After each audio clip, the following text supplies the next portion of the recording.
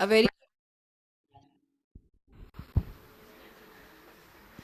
A very good morning to all the dignitaries, delegates, faculty members, and all the dear participants. I am Dr. Smita Shell, PG student in Department of Physiology. I welcome all of you to the inauguration of the pre-conference ceremony on the eve of PHYSICON 2023, 34th Annual National Conference of Physiological Society of India, organized by Department of Physiology, BLDE, deemed to be University, Shri Patil Medical College, Hospital and Research Center, Vijayapura, Karnataka. On this occasion, we have with us Dr. M.B. Patil, Vice Principal and Professor of Surgery as our chief guest. And as a guest of honor, we have President PSI, Dr. Amar K. Chandra, and Professor Kushal K. Das, Distinguished Chair Professor, Laboratory of Vascular Physiology and Medicine in Department of Physiology, to preside over the function. May I now request Organizing Secretary Dr. Lata Mullur and May I now request Organizing Chairperson Dr. Sumangla Patil and Organizing Secretary Dr. Lata Mullur to escort the dignitaries to the dais.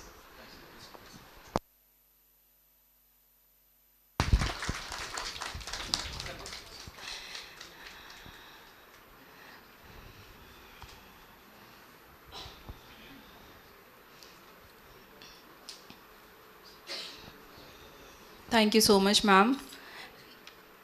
Now, to invoke the blessing of the Almighty, I call upon Miss Vedika Pawar for the invocation song. Miss Vedika.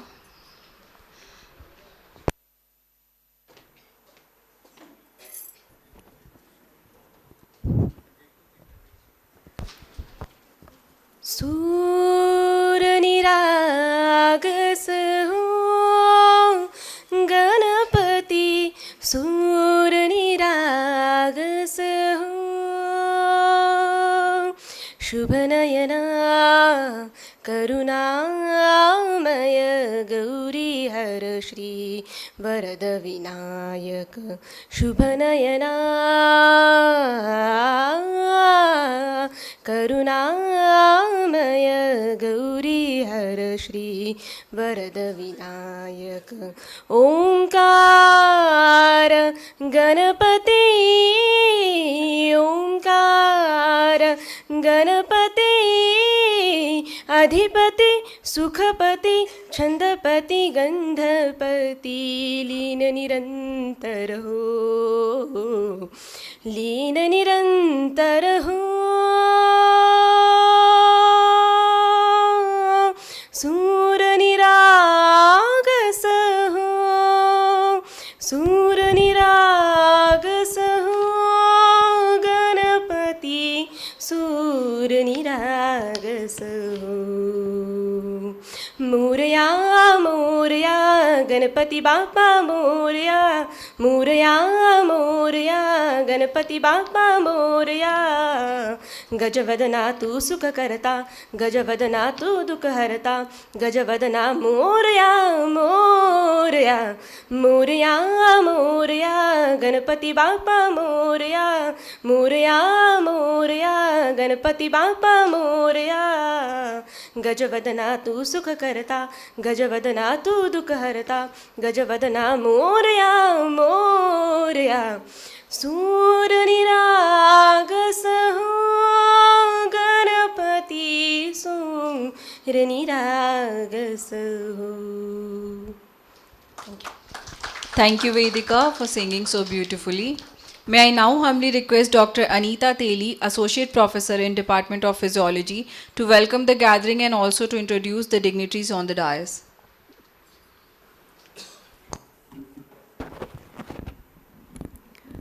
Ladies and gentlemen, esteemed colleagues and distinguished guests, a very good morning to all. I am deeply honored and delighted to welcome you all to this prestigious CME event, which promises to be a pivotal and enlightening experience for all of us. Today, we gather here under the theme Physiology of Health and Well-being, Recent Trends and Advances, a topic of utmost significance in our ever-evolving field of medicine. In a world marked by constant advancements in healthcare, it is essential that we stay updated on the latest trends and breakthroughs in the field of physiology and well-being. This CME event has been meticulously crafted to serve as a platform for the exchange of knowledge, insights, and ideas, enabling us to enhance our understanding of the intricate interplay between physiology and the overall well-being. The pursuit of health and well-being is not merely the absence of disease, but a holistic approach that encompasses physical, mental, and social factors. As healthcare professionals, it is our collective responsibility to stay at the forefront of the medical science, to deliver the highest quality of care, and to promote the well-being of our patients and communities. Over the course of this CME, we have brought together leading experts, clinicians, researchers, and educators who will enlighten us on the latest advancements, innovative technologies, and research findings related to physiology of health and well-being. Together, we will explore topics ranging from cutting-edge diagnostics tools, preventive strategies, and lifestyle interventions to understanding the mind-body connection and its profound impact on overall health. I encourage each one of you to actively engage in the sessions, share your knowledge and network with your fellow colleagues. The power of collaboration and shared learning cannot be underestimated, and it is through such gatherings that we can foster a vibrant and innovative medical community. As we embark to this educational journey together, I want to express my heartfelt gratitude to our distinguished speakers, sponsors, and each one of you for your participation and contribution. Your dedication to the field of medicine and the pursuit of improving the lives of individuals is truly commendable. Thank you for being a part of this remarkable event, and I wish you all a productive, enlightening, and enjoyable experience over the course of these sessions. Welcome once again to the CME on the physiology of health and well-being, recent trends and advances. Let us together embark on this enlightening journey. I welcome our today's chief guest, Dr. M.B. Patil, sir, guest of honor, Dr. Amar K. Chandra, sir, president of the PSI, Dr. Rajan Haldar, general secretary of PSI, Dr. Kushal K. Das, president of inaugural function, other office bearers of the PSI, speakers and delegates to this pre-conference CME cum workshop. Now I take great pride and pleasure in introducing our today's chief guest of the CME, Dr. Mallikarjun B. Patil. Sir is professor in the Department of General Surgery and vice principal of the clinical departments of BLDE DU and Shri Patil Medical College Hospital, Vijayapura, Karnataka. Sir completed his MBBS in 1993 from Shri Patil Medical College, Karnataka University. He completed his MS General Surgery from JJ Medical College, Davangere, Kuempu University. He completed his laparoscopic training at Best Institute, Bengaluru, and his phages in 2017. He is a compassionate medical teacher and surgeon with experience of 30 years, willing to learn and implement new surgical skills, techniques, and innovation. He is a director at Shobha Nursing Home and Vijayapura Assisted Fertility Center. To highlight on his achievements, he was awarded first prize in surgical quiz in South Zone Conference in Davangere, 1995. He was a gold medalist and topper at Kuempu University, Shimoga for his MS General Surgery, served as a EC member and treasurer in KSC ASI, organizing secretary of KSC PHYSICON-2023. He was examiner to various medical universities for UGs, and he has guided postgraduate students and PhD students. He has various publications in renowned national and international journals. He has presented various papers and guest lectures in various state and national conferences. He was faculty in Midcon state and national conferences, and he is a member of ASI, AMA, and AGES. I welcome you to our CME, sir. Thank you. Thank you, Anita ma'am. Now, I take this pride to again introduce our president of this CME, Professor Kushal K. Das, sir.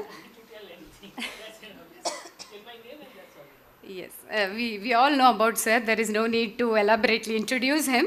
But still, sir is a distinguished chair professor of the vascular physiology in the Department of Physiology at BLDE University, Shri Patil Medical College. He is also dean of the environmental health under UNESCO chair in life sciences.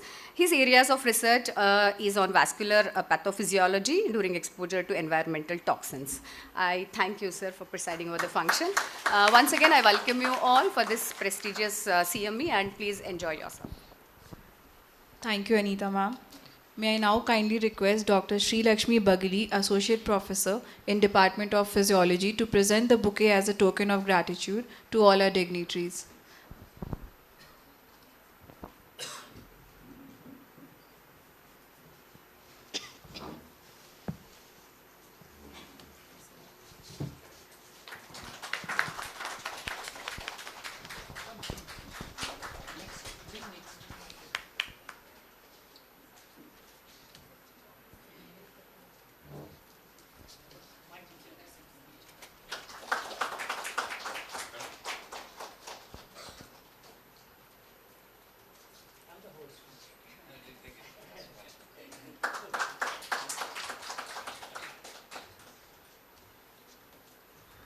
Thank you, ma'am. May I now request Dr. Jyoti Kodnapur, Associate Professor in Department of Physiology, to brief about the CME pre-conference theme.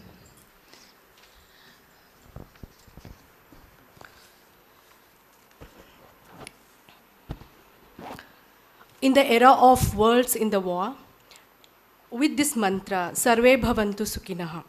Respected dignitaries and esteemed colleagues, Namaste to all. The physiology of health and well-being is a complex and evolving field that encompasses various aspects of human biology and how they relate to overall well-being. In recent years, there have been several trends and developments in this field that have contributed to our understanding of what it means to be healthy and well. Here are some of the recent trends and insights related to the physiology of health and well-being. First one is mind-body connection. The mind-body connection has been a central theme in recent research. Techniques like mindfulness, meditation, and yoga have gained popularity for their positive effects on both mental and physical health. The science behind these practices, including their impact on the nervous system and stress response, has been a focus of investigation. Next one is nutrition and metabolism. The importance of nutrition in maintaining health and well-being has been a consistent focus. Recent trends involve personalized nutrition plans based on genetics and metabolic profiling. Additionally, intermittent fasting and dietary strategies like the Mediterranean diet have gained attention for their potential benefits. Mental health and the brain.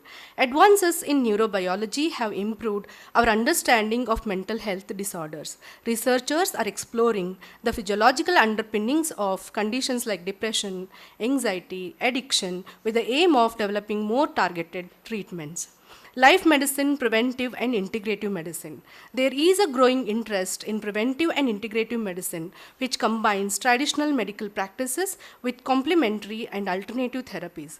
This approach considers the whole person and aims to optimize health and well-being, including the other recent trends like the gut brain connection, stress and the HPA axis, epigenetics, aging and longevity, exercise physiology, sleep science.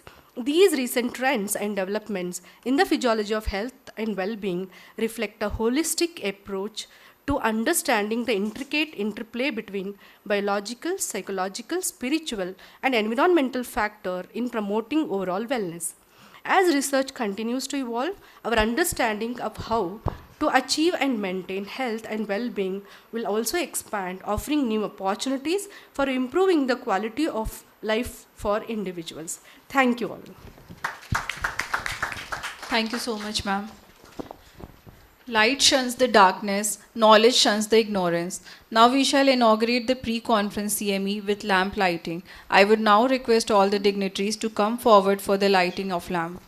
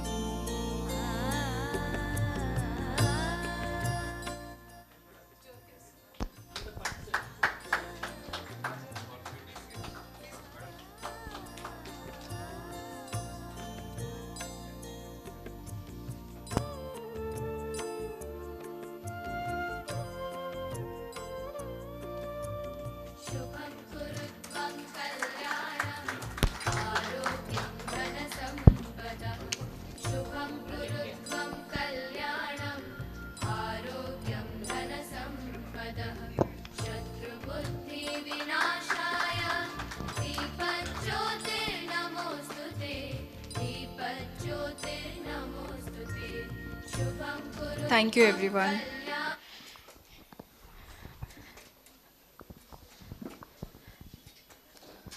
I would now request our chief guest to address the gathering.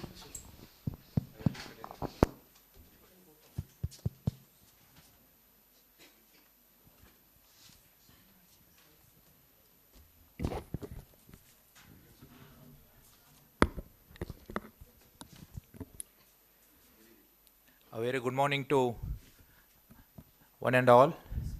I'd like to bring greetings from our Chancellor and President of BLDE University, Dr. M.B. Patil, who is also Minister for Medium and Large Scale Industries, Government of Karnataka. Our Pro-Chancellor, Professor Jairaj Sir, Vice Chancellor, Dr. R.S. Mudod, our Dean, Dr. Arvind Patil, and all the administrators of the university and the college.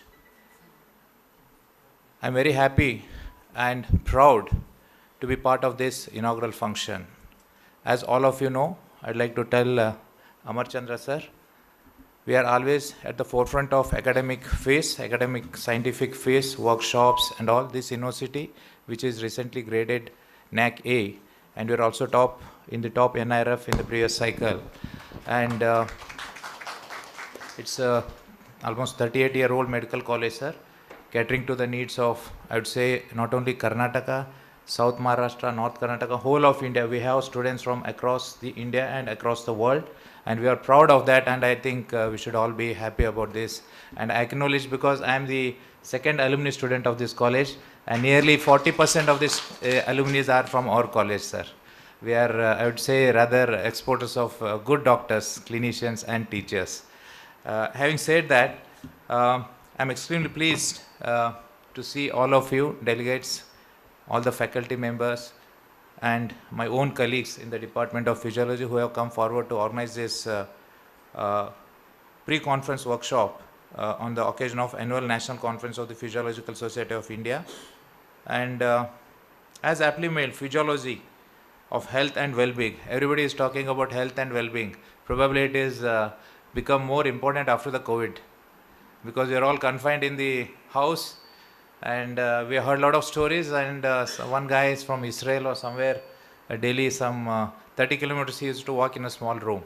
I don't know how he used to manage that, but he was doing that, or running, or whatever it is.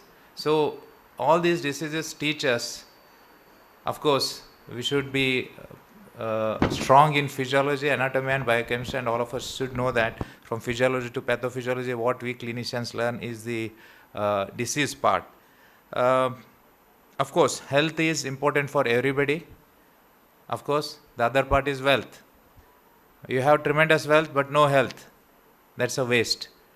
So, aptly, you have kept a theme for this physiology of health and well-being, recent trends and advances. I am sure these deliberations that's going to take place, discussions, exchanges will help us, all of us, our faculty, our delegates, and also maybe it might help us in pursuing our research. Having said that, our rishis and all these maharshis, rishis, yogis proved this long time back, some 5,000 years back. That's yoga, right? What is it all? Physiology. It's all connected with yoga, and our yoga team is doing a tremendous, Department of Yoga doing tremendous job in terms of a lot of research is being done, a lot of work is being done. So if you take yoga as the core subject, so everything evolves around yoga only. What does yoga tell us?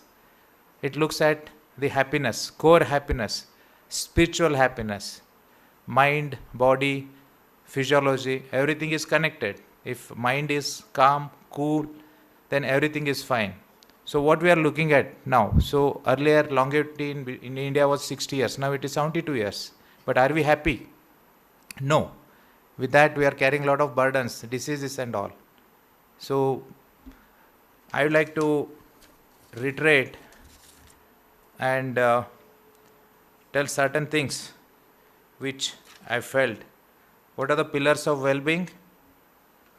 Pillars of well-being. I was just gathering what are the pillars of well-being. We are going to talk about well-being, health, recent trends. I need to understand from you recent trends. Social.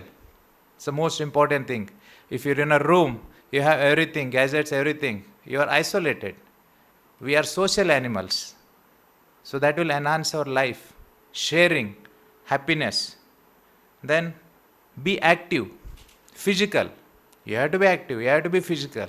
Otherwise, you will have diseases, plenty of diseases. Learn new skills, development. Every human being requires the development. We have to develop. As medical teachers, we have to learn things, we have to adapt. As a surgeon, I have to learn new things, I have to adapt. Otherwise, I will be somewhere in the corner. Then, most important is self. Psychology, look within. That's also very, very important. Okay? And last is emotional well-being. Of course, there are a lot of things which we can discuss for days together, but the theme that you have chosen is very good. Health and well-being, recent trends. Even I want to be updated what you're going to teach us, the recent trends and updates. I wish this pre-conference workshop all the best. Let there be a lot of exchanges, and this should eventually help us in enhancing our research, understanding, learning, and most important thing is the happiness which all of us require. At the end of the day, after some years, initially or after money, after some time what you require is happiness, peace of mind. So wish you all the best. I thank all the organizers, Professor Kushal Das sir, Dr. Sumangla madam, Dr. Lata madam, all my colleagues in the Department of Physiology, delegates from across India who have come here. I welcome all the delegates who have come to Vijayapura. Amar sir has come for the first time, sir. Kindly enjoy our hospitality. Vijayapura is a historical place. Let you have a pleasant stay. Wish this pre-conference workshop all the best. And as an administrator, we promise you again that any help required from our side for such future conferences, CMEs, we are always there. Thank you. Thank you so much, sir. I would now like to request our guest of honor, President of Physiological Society of India, Dr. Amar K. Chandra, to address the gathering.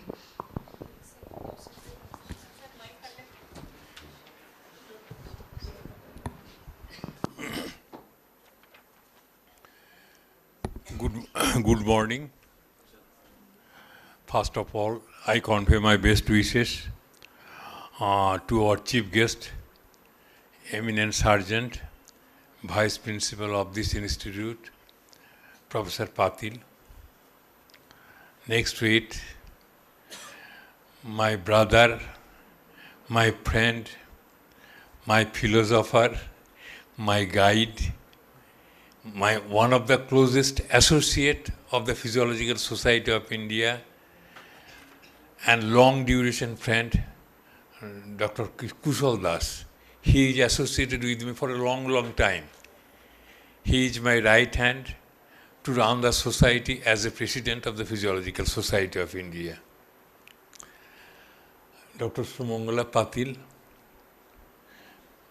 her association for organizing this conference is highly welcome by the Physiological Society of India. And Dr. Lata is very close to us. He is a member of the Executive Committee of the Physiological Society of India, and she always takes important part to run the society very well. And especially for his request, for her request, for her interest, we are able to organize this conference. Definitely with your great support, with the support of Dr. Professor Patil, who is here, and all the dignitaries, all the participants who are here. It does not require anything. That yoga has great impact on health. Yoga is a part of medicine. I feel with my personal experiences, I used to meditate every day in the morning hours, in most of the days. I feel we can overcome many of the diseases using yogas. And I have done nothing, but what I have done in my short life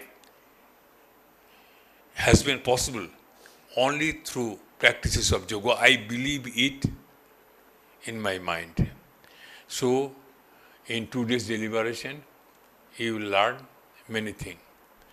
I am too much happy to be with you because Professor Das has requested me many times to come here, but everything happens on a certain time, on a scheduled date or like that. I do believe it. So the scheduled time has come. I am here. I am very happy to see you all. I hope the pre-conference workshop will be a grand success. It will bring you everything.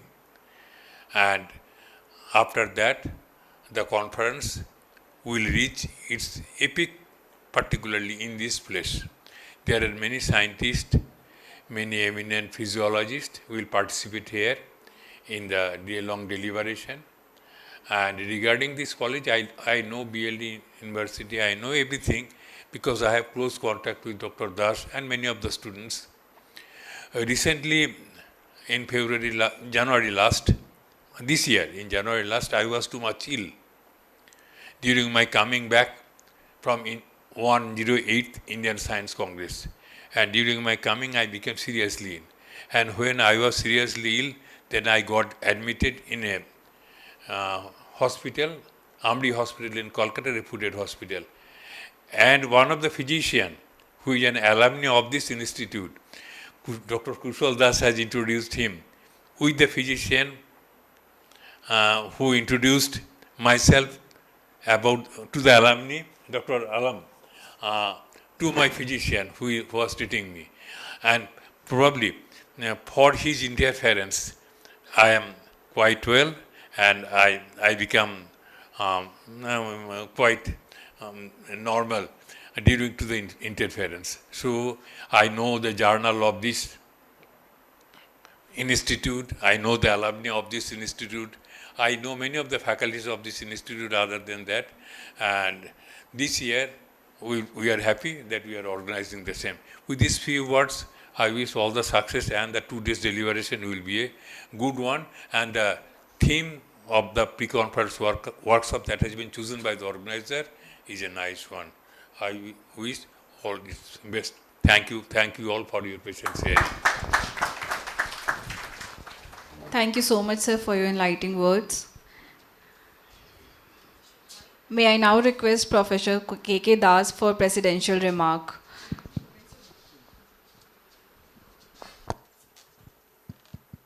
Very good morning to everyone. Our chief guest of today's function, Professor Dr. M.B. Patil. Our guest of honor, Professor Amar K. Chandra, who happened to be my teacher also during my undergraduate, and organizers, 2 very important organizers, organizing chairman and organizing secretary, Dr. Shumangala Patil and Dr. Lata Mullur, all my colleagues, and all my dear delegates here. I feel that PHYSICON 3 days program will be fiesta for science. And today is a CME, and as per the National Medical Commission, the CME is now being diverted to various aspects, including yoga, which has been included now in the curriculum. So this is a very important step has been taken by the National Medical Commission. So in these aspects, the conference organizers considered a theme on lifestyle, specifically the well-being, physiological meaning of well-beingness. This is very important, as our chief guest has clearly mentioned that how important it is post-COVID era, the being and well-being, that is very important. So these aspects, this theme is very particular and very specific. So it is not only the promoting a understanding of a subject's domain, but also it is diverse in all the aspects, from the science to philosophy. Where the science ends, the philosophy begins. So it's the philosophy it enters. So always we feel that scientific knowledge, scientific understanding, in what branch it has, ultimately it should be the cosmic. And yoga gives us the cosmic concept of the entire well-beingness. So in these few words, I want to say that all of you will be happy and you should be well-being here as long as you are in our hospitality and the care of Dr. M.B. Patil and all our organizing secretary and chairman. all of you will be happy, and I wish you all the best, and enjoy the CME, and learn it, and listen, and try to get and interact. I also request to interact with the speakers in these aspects, whatever question you have it. Okay, so thank you very much. Wish you all the best. God bless you. Thank you so much, sir, for your knowledgeable words. I would now like to call Dr. Gohar Banu, Associate Professor in Department of Physiology, to propose the vote of thanks. Good morning all. With this we have come to an end of inaugural function of pre-conference workshop. So at the outset, my sincere thanks to today's chief guest, Dr. M.E. Patil sir. He made it convenient to attend our pre-conference workshop on the holiday. We are very much thankful, sir, being a clinician. And thank you for your inspirational words. My heartfelt thanks to today's guest of honor, Dr. Amar K. Chandra, President PSI, and other PSI members. And my heartfelt gratitude to distinguished Professor Kusal K. Das for presiding over today's inaugural function. My thanks to organizing secretary and organizing chairman of PHYSICON, and my thanks to all the delegates who have attended, and my sincere thanks to IT persons, non-teaching, volunteers, and our newly joined PGs who also have contributed for this inaugural function. Thank you one and all. Thank you so much, ma'am, for your kind words. With this, we come to an end of inauguration of pre-conference CME come workshop. Next, we move to the scientific session. Now, handing over the mic to Dr. Saurodeep.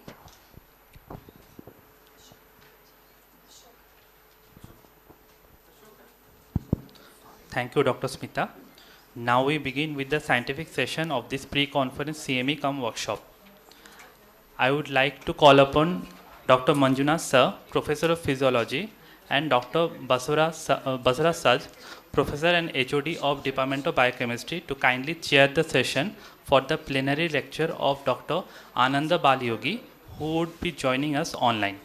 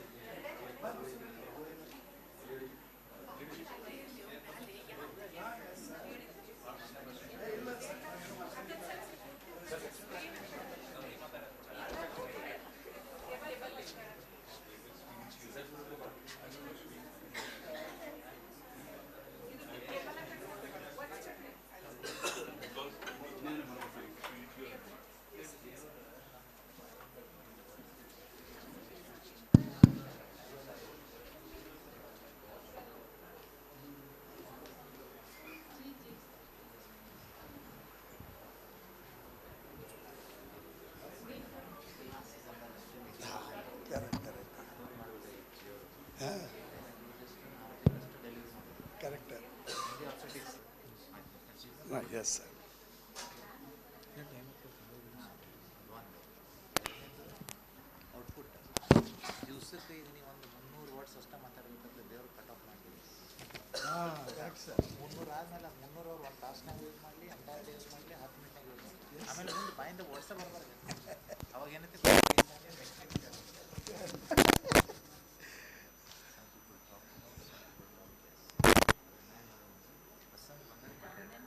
Online join ಆಗಿದ್ದಾರಾ?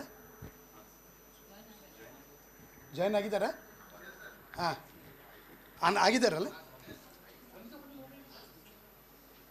Very good morning to all the dignitaries and delegates. A warm welcome to all of you and welcome to the pre-conference CME. So I am Dr. Manjunath and Dr. Basuraj from Department of Physiology and Biochemistry, here as chairpersons. And the first session starts with Dr. Anand Balayogi Bhavanani. Very good morning, sir. Very good morning. Namaste, good morning, sir. Namaste, sir. Namaste. So I will give a brief bio-sketch of Dr. Anand Balayogi Bhavanani. Yogacharya Dr. Anand Balayogi Bhavanani, MBBS MD, Alternative Medicine, DSc Yoga, is a director of Institute of Saltogenesis and Complementary Medicine and professor of Yoga Therapy at Shri Balaji Vijayapura University, Pondicherry. He has served as member of number of expert committees of Ministry of Ayush, including its steering committee of Yoga Certification Board, National Board for Promotion of Yoga and Naturopathy, Scientific Advisory Committee and Standing Finance Committees of CCRYN, expert committees for celebration of International Yoga Day and Yoga and Diabetes Program. He is a consultant resource person for WHO Collaborative Center in Traditional Medicine Yoga at Midney, New Delhi. A recipient of coveted DSc in Yoga from SVAS Yoga University, and is the chairman of International Center for Yoga Education and Research at Anand Ashram, Pondicherry, India, and Yoganjali Natyalayam, Premier Institute of Yoga, Carnatic Music and Bharatanatyam in Pondicherry. He is son of successor of internationally acclaimed yoga team of Yoga Maharshi Dr. Swami Geetananda Giri Guru Maharaj and Yogacharini Kalai Mamani Ammaji Srimati Meenakshi J.B. Bhavanani. In addition, he is a classical Indian vocalist, percussionist, music composer and choreographer of Indian classical dance. He is a recognized PhD guide for yoga therapy and he is the first Indian to be recognized as an IAYT certified yoga therapist by International Association of Yoga Therapists USA. In recent years, he has traveled around 20 times abroad and conducted invited talks, public events, workshops and retreats and been a major presenter at yoga conferences at UK and USA, South Africa, Malaysia, Germany, Switzerland, Canada, Australia, New Zealand. He has been awarded with the Paduvai Kalaimamani by Government of Pondicherry for the year 2016 as well as 2023. With this brief introduction, I present to you Dr. Anand Balayogi Bhavanani. Dr. Anand Balayogi, he is going to present on the topic saltogenesis and yoga therapy. Over to Bhavanani sir. Namaste, sir. Thank you so much for the kind words of introduction. I hope my audio is clear from this side.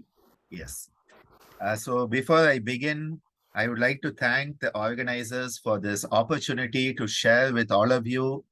The work of PHYSICON over the years has been something we admire, and it is an honor, a privilege to be with all of you today.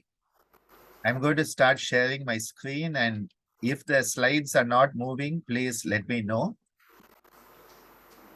Yes. I hope my slides are visible, sir. Yes, sir. Okay, thank you, sir. So today my talk is on the understanding saltogenesis and yoga therapy. So the very first question comes, what is the saltogenesis? Because not too many people are familiar with this term. We are familiar with the term pathogenesis. What are all the factors that create pathology? Saltogenesis refers to all the factors that enhance health and well-being. So here we are looking at a paradigm shift today, and I'm going to look at it from the perspective of yoga therapy and representing our university, Shri Balaji Vidyapit, and Professor Jayaraj, who is at your university, is also guiding us here. So a privilege to be guided by that doyen of our medical field. We have an institute of salitogenesis and complementary medicine. So the question comes, how has this journey been? From complementary alternative medicine to what is called today traditional complementary and integrative medicine. Initially, it was alternative. Now, alternative means either you can be there or I can be there. We both cannot be there. But then it has shifted to complementary, which means we can work together. So it is you and me working together. But the best term is integrative because there's no you and me, it is only us. And this is why the shift from alternative to complementary to integrative has been the modern journey. Health is a dynamic continuum. And the Indian tradition of healing understands that it is not just a state to be attained and maintained. And the lowest point on the continuum is death. The highest is the concept of immortality. We say asatoma sadgamaya tamasoma jyotirgamaya mrityoma amritangamaya. That journey from limitation to non-limitation. And in between lies the normal state of health and disease where we can function without hindrance. So we talk about a quadrant concept, the 4 quadrants. At the quadrant 3 is the region of ill health, whereas the quadrant 1 is the region of normal health. And we are constantly running between these two. But what do we want? The great yogis, including Shri Aurobindo, have talked of the concept of the super consciousness, the Superman, where we are moving from the animal level to the human level towards divinity. So the journey of health is not just a physical entity, but of a spiritual nature also. This has been very well brought out in ancient times by Aristotle, who talked about eudaimonia, which is a life well lived, where we fulfill our purpose. But this has also been talked about by the great psychologist Abraham Maslow as self-actualization. In the Japanese culture, ikigai. But why to go so far away? Swadharma in our Indian tradition, as exemplified by the Bhagavad Gita that says, do your swadharma, don't compare with somebody else's paradharma. So where does yoga fit into all of this? Well, as a medical doctor and a yoga therapist and someone who has spent my whole life in yoga, I am trying to bridge the gap between modern medicine and traditional yoga. And today, in the world, we have the International Association of Yoga Therapists, who is doing great work in bridging this gap with a journal also, International Journal of Yoga Therapy, that is Scopus and PubMed indexed. Numerous textbooks have come out, including my own textbooks on yoga therapy, incorporating aspects of how yoga can come into healthcare. If you look at PubMed, the search for yoga therapy gives about 5,000 plus kids, and most of these in the last decade and a half. Here at our university, we have the Institute of Salitogenesis Complementary Medicine with a school of yoga therapy, a school of music therapy, and more than 93,000 participants have benefited in the last 13 years. We offer courses ranging from PG diploma to PhD in yoga therapy with more than 150 publications in very good journals. What is the salitogenesis and who coined this term? Well, Aaron Antonovsky, he was a sociologist who brought out this term salitogenesis, which is in Latin health, salus, and genesis from Greek. So Latin and Greek is the sources of health. But long ago, so long ago, very long ago, our great Maharishis called it swasthya. So we have had this concept of swasth and swasthya, but in modern times, we need a modern term also. And he has talked about a sense of coherence. Life should seem coherent if you are healthy. When you are incoherent, you are not healthy. And we see it with patients in the hospital when suddenly you give the diagnosis, you have a terminal state of cancer and we cannot guarantee how many more months you will live. Immediately they break down, the family breaks down into incoherence. But salitogenesis is about a sense of coherence. And this is why our words as doctors, we must learn to communicate so that health and wellness, compassion and empathy come more than just a hardcore, detached perspective. Because we are a friend and guide as a medical doctor to the patients who are coming seeking our care. They are care seekers, we are care providers, so we should provide care. That is a very important aspect to remind. This sense of coherence is the heart of salitogenesis. And it is a pervasive, long-lasting and dynamic feeling of confidence that most probably things will work out as we can expect. And it has been seen by numerous studies to correlate positively with perceived health, mental health, and quality of life. The three components can be understood as cognitive component, where my world is understandable.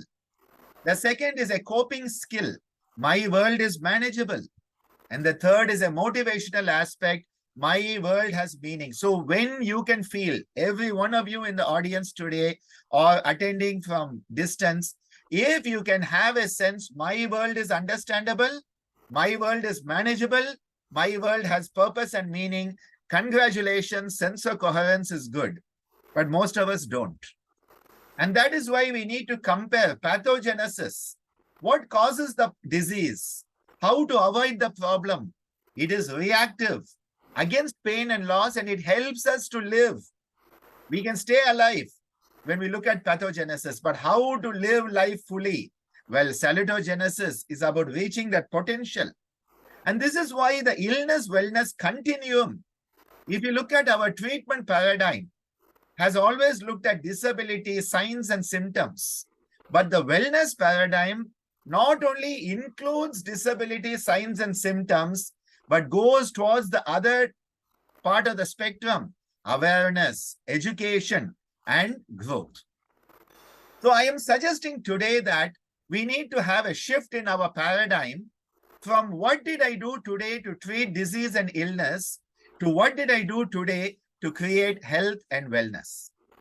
And this is why when we talk of yoga therapy, to be a competent yoga therapist, a healer, we require intelligence and empathy. Head and heart should both be working.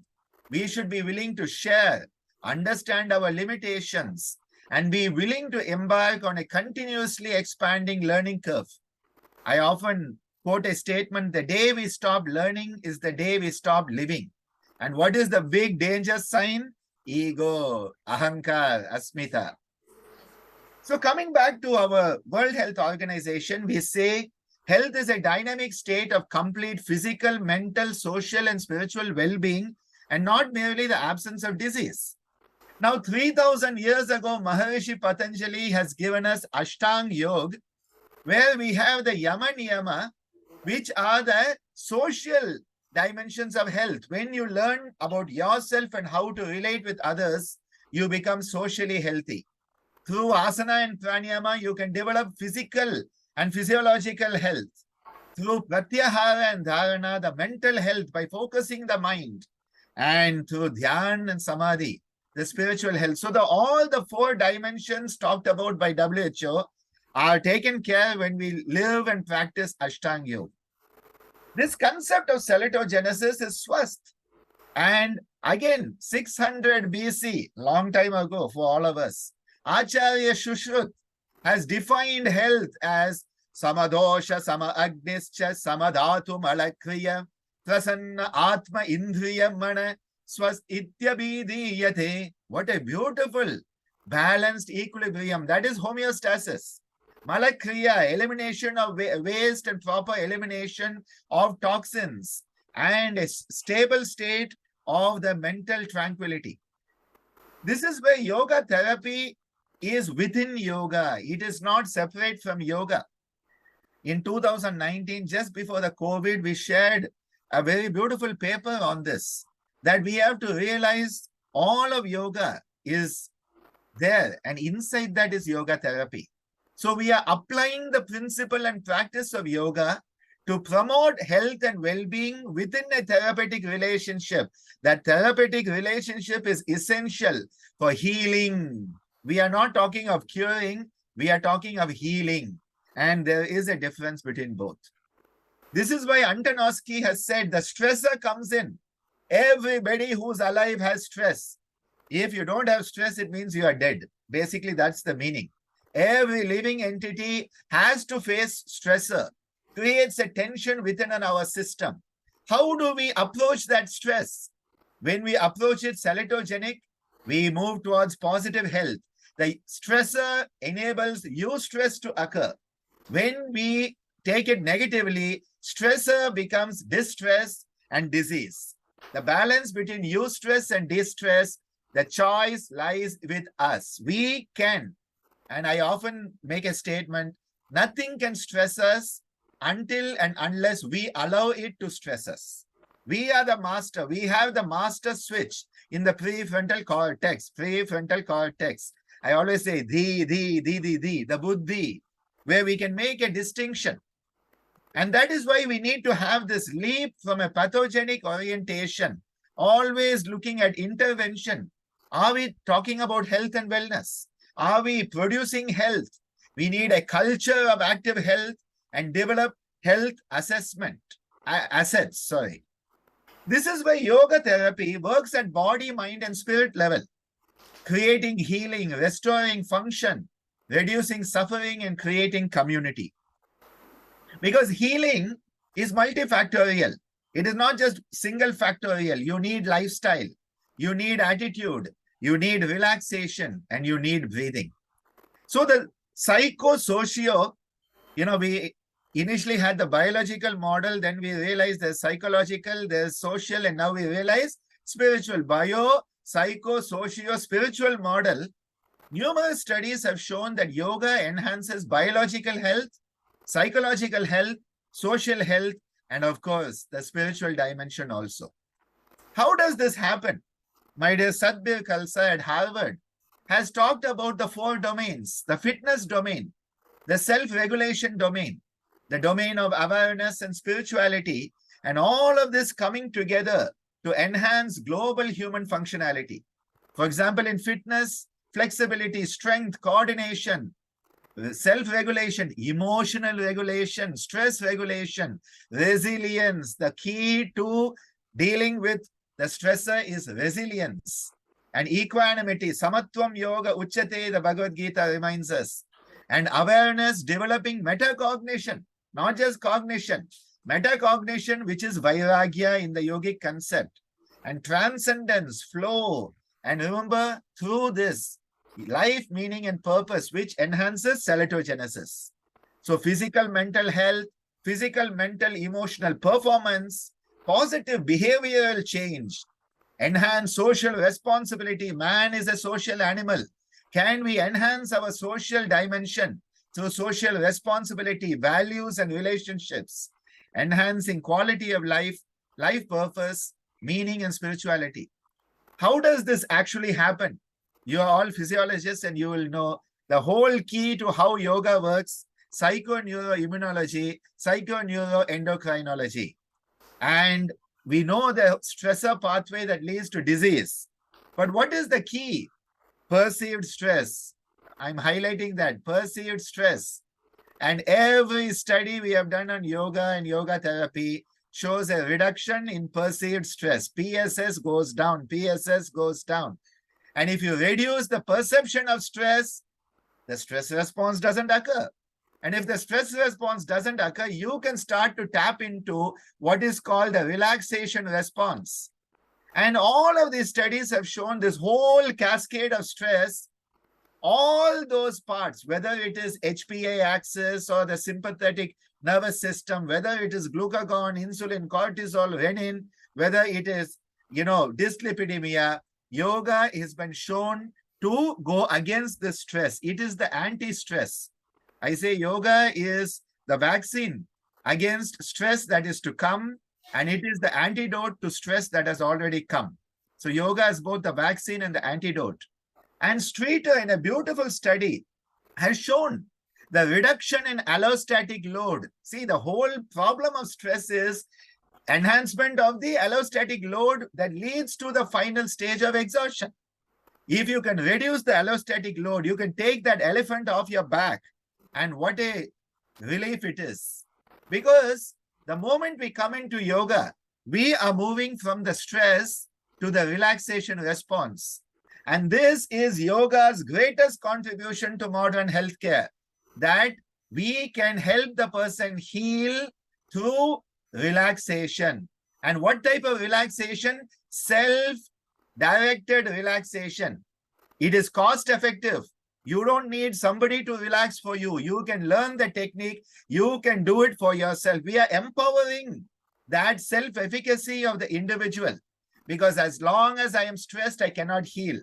I want to heal. I want to heal. I want to heal. You will never heal. Only when you let go, we will automatically have better tissue perfusion. When tissue perfusion enhances, automatically healing occurs. And this is why yoga as a lifestyle. What type of activities do you have? Achar. What type of thoughts do you have? Vichar. What type of food do you put into yourself? Ahar. What type of relaxation and recreation? Vihar. And never forget the last one, last but not least, Vyavahar. Healthy relationships are so important for health.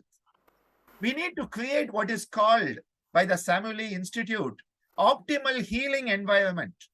In the healthcare system, we need to stimulate and support the inherent healing capacity. And this is why there is the internal domain, that personal wholesomeness, the interpersonal domain with the healing relationships between the care seeker and the care provider, the caregiver, and behavioral domain, adoption and practice of healthy lifestyles like yoga. And external domain, in the building also we need healing spaces and ecological sustainability. Lifestyle choices are the big key, because poor lifestyle choices are the key contributor to chronic disease. And though we know the healthy lifestyle, we lack the behavioral skill. We cannot sustain it. We know we should exercise, but we won't. We know we should avoid certain food, but we cannot. And that is why it has been shown comprehensive lifestyle modification programs, they will enhance the rapid, significant, clinically meaningful, and sustainable improvements. But the problem is, most human beings are so lazy, unwilling to change their lifestyle. So recently, my friend who's a diabetologist, he had a conversation with a client. So I'm going to recount that. The patient says, "Doc, how are my glucose numbers?" The doctor says, "Well, not great. You may have pre-diabetes, the stage before diabetes." Ah, I knew it. My parents are diabetic. Give me some medications I can take only once a day. The doctor says, "I'll give you a better deal. You need to take the medications only 0 times a day. Let's start lifestyle changes, diet, exercise." Patient says, "Why?" "So you can prevent diabetes and stop it in its track." "You mean," the patient says, "you mean to say the best way to prevent diabetes is to live like I already have it?" The doctor says, "Well," and the patient says, "Why would I want to prevent diabetes? Let it come when it comes, and then I'll do what is needed." This is the typical human approach. In the Mahabharata, there is a discussion between Yogeshwar Krishna, Shri Krishna, and Duryodhana. Krishna asked Duryodhana, "Duryodhana, why are you like this?" Duryodhana says, "Krishna, I know what is wrong. I cannot stop doing it. I know what is right. I cannot bring myself to do it." And he says, "Krishna, you are that Paramatma. You are the Bhagavan. So you are in all Atma. So that means you are in me. So if I'm like me, it is your fault." This is, I call it Duryodhana complex. I know what to do, I will not do. I know what to not to do, I will do it and find somebody to blame. Parents, teachers, elders, wife, husband, mother-in-law, daughter-in-law, blame somebody. So I'm going to conclude here by saying we need to focus on wholesomeness, the whole person approach, not just the body, the emotions, the mind, the spirit, and move from dukkha, which is suffering, to sukha, which is wellness. At our own university, we offer a Yoga Abhyasa program. This was suggested by Professor Jayaraj when he met me. He said, Dr. Ananda, do you give yoga to all the students? You're giving it to patients. He said, until and unless you give it to all students, I won't accept you have a yoga center. And so you can see all our medical students, nursing, dental, physiotherapy, pharmacy, they all have yoga as an elective course, as co-curricular, extracurricular, and in nursing in the curricular activity. You can see in the classroom itself, we take it there, we go to the classroom, we work through the CMEs and other activities. The nursing candidates, they all come, the nursing staff come to us for the yoga session to take it into patient care. And our former Vice Chancellor, my own guru of medicine, Professor Sethuraman, who retired from JIPMER and became our Vice Chancellor, he opened our heart and mind to salitogenesis. And he made a statement, becoming whole. You have to have that wholesomeness is what healing is all about. So with my gratitude, dhanyavadaha to each and every one of you. This is my 10-member team in the School of Yoga Therapy and Music Therapy at Shri Balaji Vidyapith. And I would like to thank our chairpersons and the organizers for this wonderful opportunity. Dhanyavad. Thank you so much.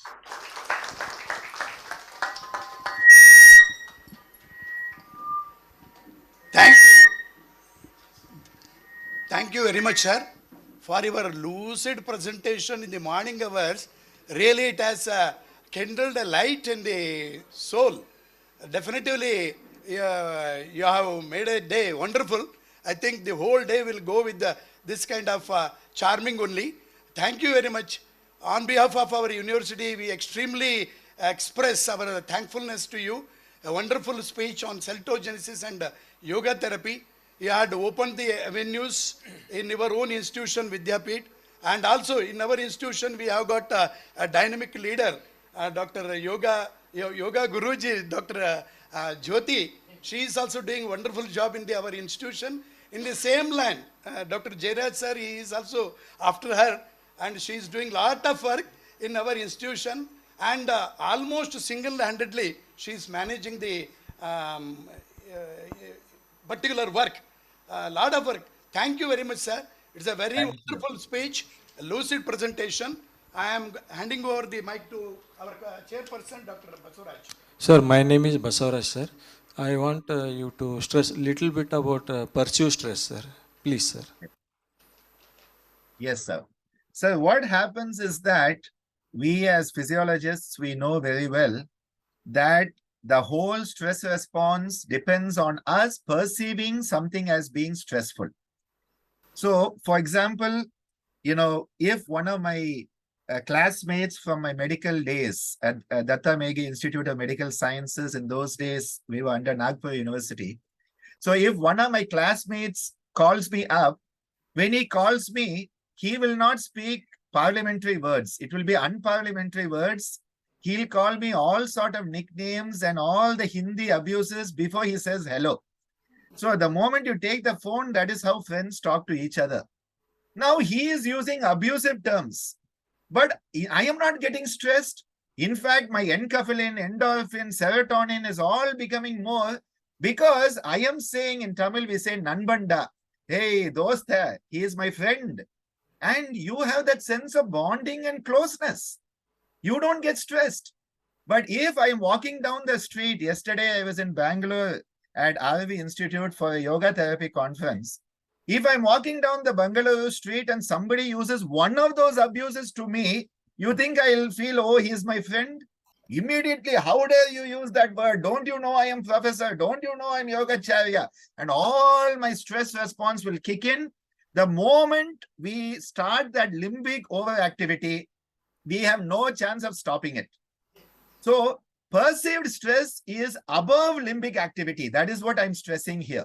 So I'm stressing that our prefrontal cortex is where we can choose the attitude towards what is happening to us. Somebody is doing something. Instead of saying, oh, he doesn't like me, I can say maybe his circumstances are like that. And because of that, he is like that, and forgive him. When Jesus Christ was nailed up on the cross, He didn't say, oh God in heaven, kill all of them, destroy them. He didn't even say, save me. What did he say? Father, forgive them. See, that is the attitude where you move from distress to eustress. So the same thing that can be distressing can be eustressing, and the same thing that is eustress for one person can be distress for another person. And this is why often a promotion and a raise should be eustress, but sometimes it is distressing because we know now we'll have more work to do. So, the moment you say, if you say, I'm getting more money, I become HOD. When I became director, I had eustress. Very nice, director. Now I can say director. But then the amount of work that I get becomes a distress. So how I perceive it, the world is as we perceive it. And all the yoga studies, till now I have not seen any yoga study that has not shown reduction of perceived stress. PSS scale will always be going down in all yoga studies because the practice of yoga works from the body to the mind, somato-psychic and psychosomatic. We always talk psychosomatic. So psychosomatic is the impact of yoga, but the mechanism of yoga is somato-psychic. We use the body to influence the mind, and by influencing the mind, we influence the body. I hope that helps with that answer. Thank you, sir. Thank you, sir. Thank you. My special wishes to Dr. Jyoti. She visited us some time back, and one of her PhD candidates, I was able to do the evaluation of a synopsis recently. I don't know if this should be public information, but anyway, so we have a working relationship, and we hope that both the universities can have an MOU to take forward this activity into a mutually beneficial, healthy activity through the science of yoga and maybe even music therapy. Thank you so much. Yes, sir. Yes, sir. Questions from the audience?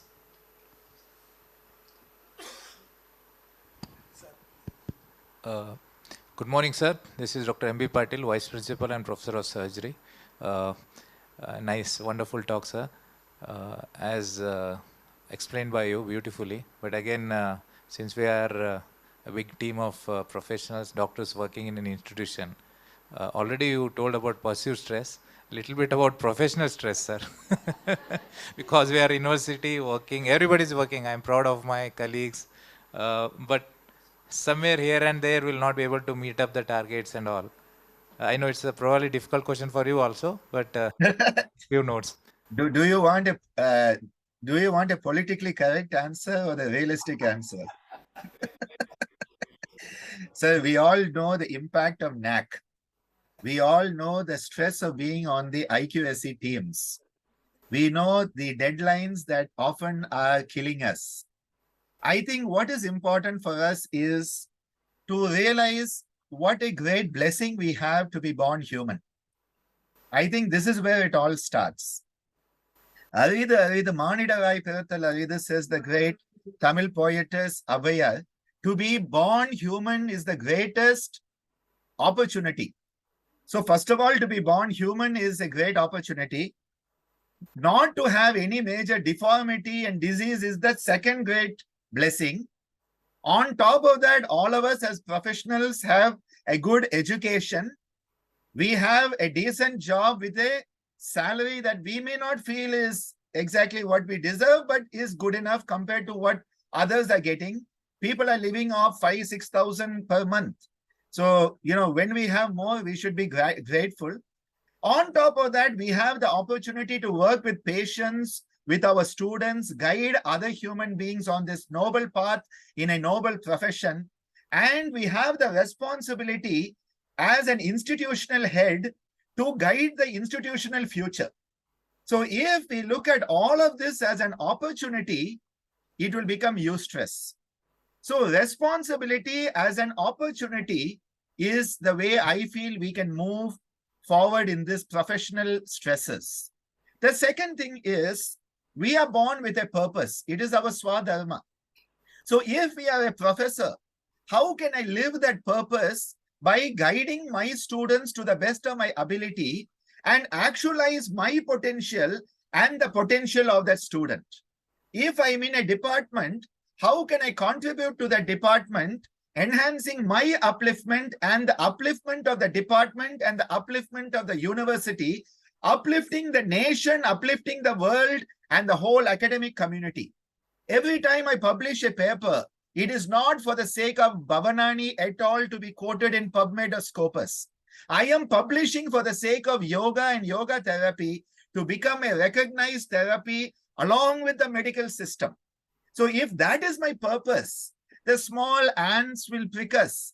There will be some memos, there will be some notes. In a meeting, we'll be criticized. Why are you posting on social media, Dr. Ananda? It is all, you are only boosting ego. I say, I am posting for the sake of the institute. So my ego may grow, but the ego of the institute is also growing. So when we can identify and it becomes our passion, when something is my passion, my work becomes workship. Worship is workship. My work becomes my method of worshipping the universe. You call it Allah, you call it Christ, you call it Rama, Krishna, it doesn't matter. I am offering samarpanam, my effort for the sake of greater good. Nishkama karma, as Bhagavan Shri Krishna says in Bhagavad Gita. I feel this type of thing is one. Second, treat others as you wish them to treat you. This is a very clear-cut fundamental rule of my life. Give respect, respect will come back. Give gratitude, gratitude will come back. Give love, love will come back. And even in my life, I give money, it comes back. For many people, it doesn't. But I have found even with material things, I have a motto, sharing is caring. The more you share, the more you grow. And relationships, the last thing I'm going to say, relationships should be based on what you can give to the relationship, not what you can get from the relationship. If your relationships are based on getting, you will never be happy, take it for me, for granted. If your relationship is based on giving, you'll always be happy. So give, give, give, forgive, and forget, because getting is not going to happen. So forget about getting and forgive and give, and you will be happy as much as you can be within your human limitations. Conditions apply, terms and conditions apply. Thank you, sir. So any questions from the audience? Thank you very much, sir. We congratulate you and heartfelt thanks from our university on behalf of the staff members and organizers of the PhysiCon. Thank you very much, sir. We will be in touch with you. Anyhow, Jyoti is in touch with you. We also will be in touch with you in due course of time. Thank you, sir. It will be a pleasure. Thank you so much and have a wonderful conference. Yes, sir. Yes, sir. Thank you, sir. Thank you, sir. Thank you for your blessing. Thank you, sir.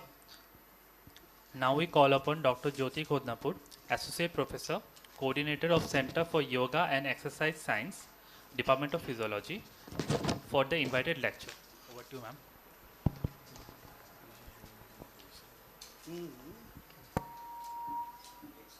Thank you, sir. Thank you, sir. Thank you, sir.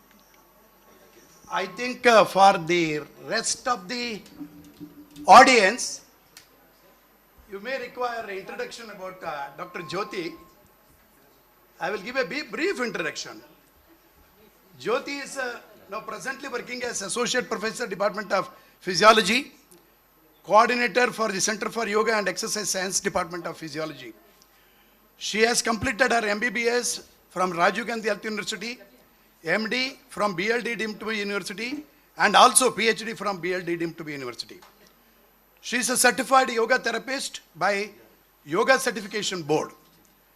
Her area of research interest in physical fitness, aging, yoga, oxygen sensing mechanism, and cardiovascular physiology.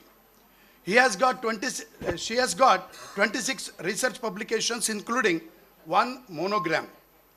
She has presented research papers at national and international conferences for which she received best paper and poster awards.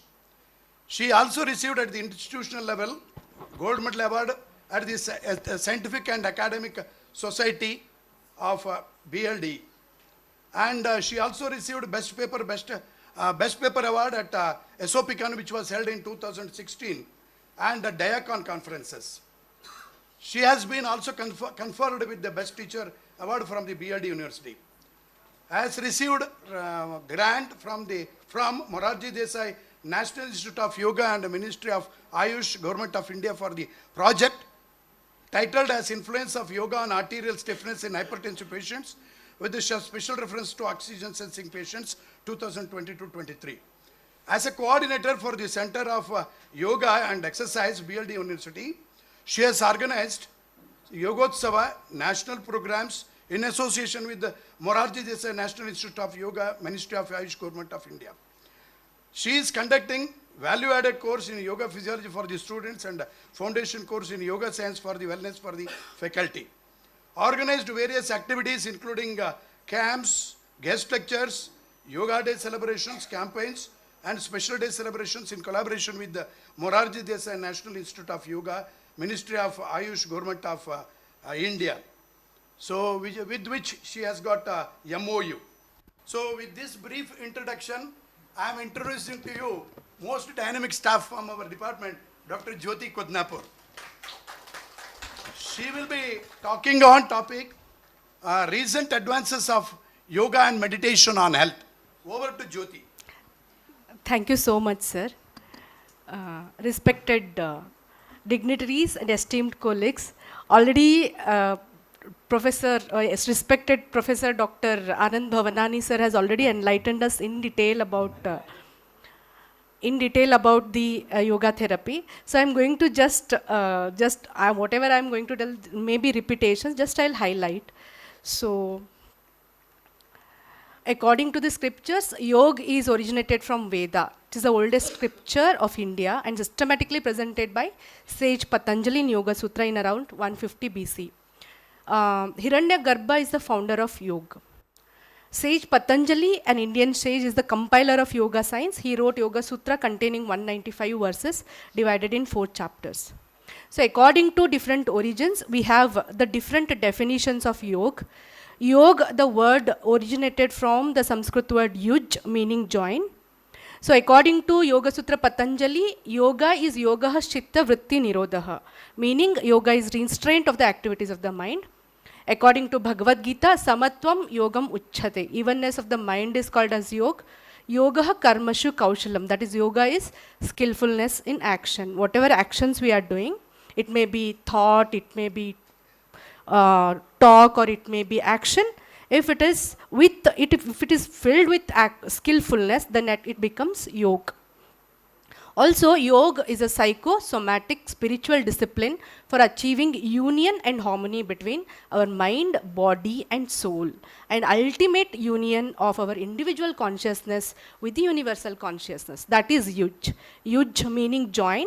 That is, we are joining our body with the mind, mind with the intellect, intellect with our soul, then inner consciousness. Then that we are going to join our inner consciousness with the universal consciousness. So according to Taittiriya Upanishad, we are not only physical entity. We are made up of physical body, mental body, vital body, emotional body, and spiritual body.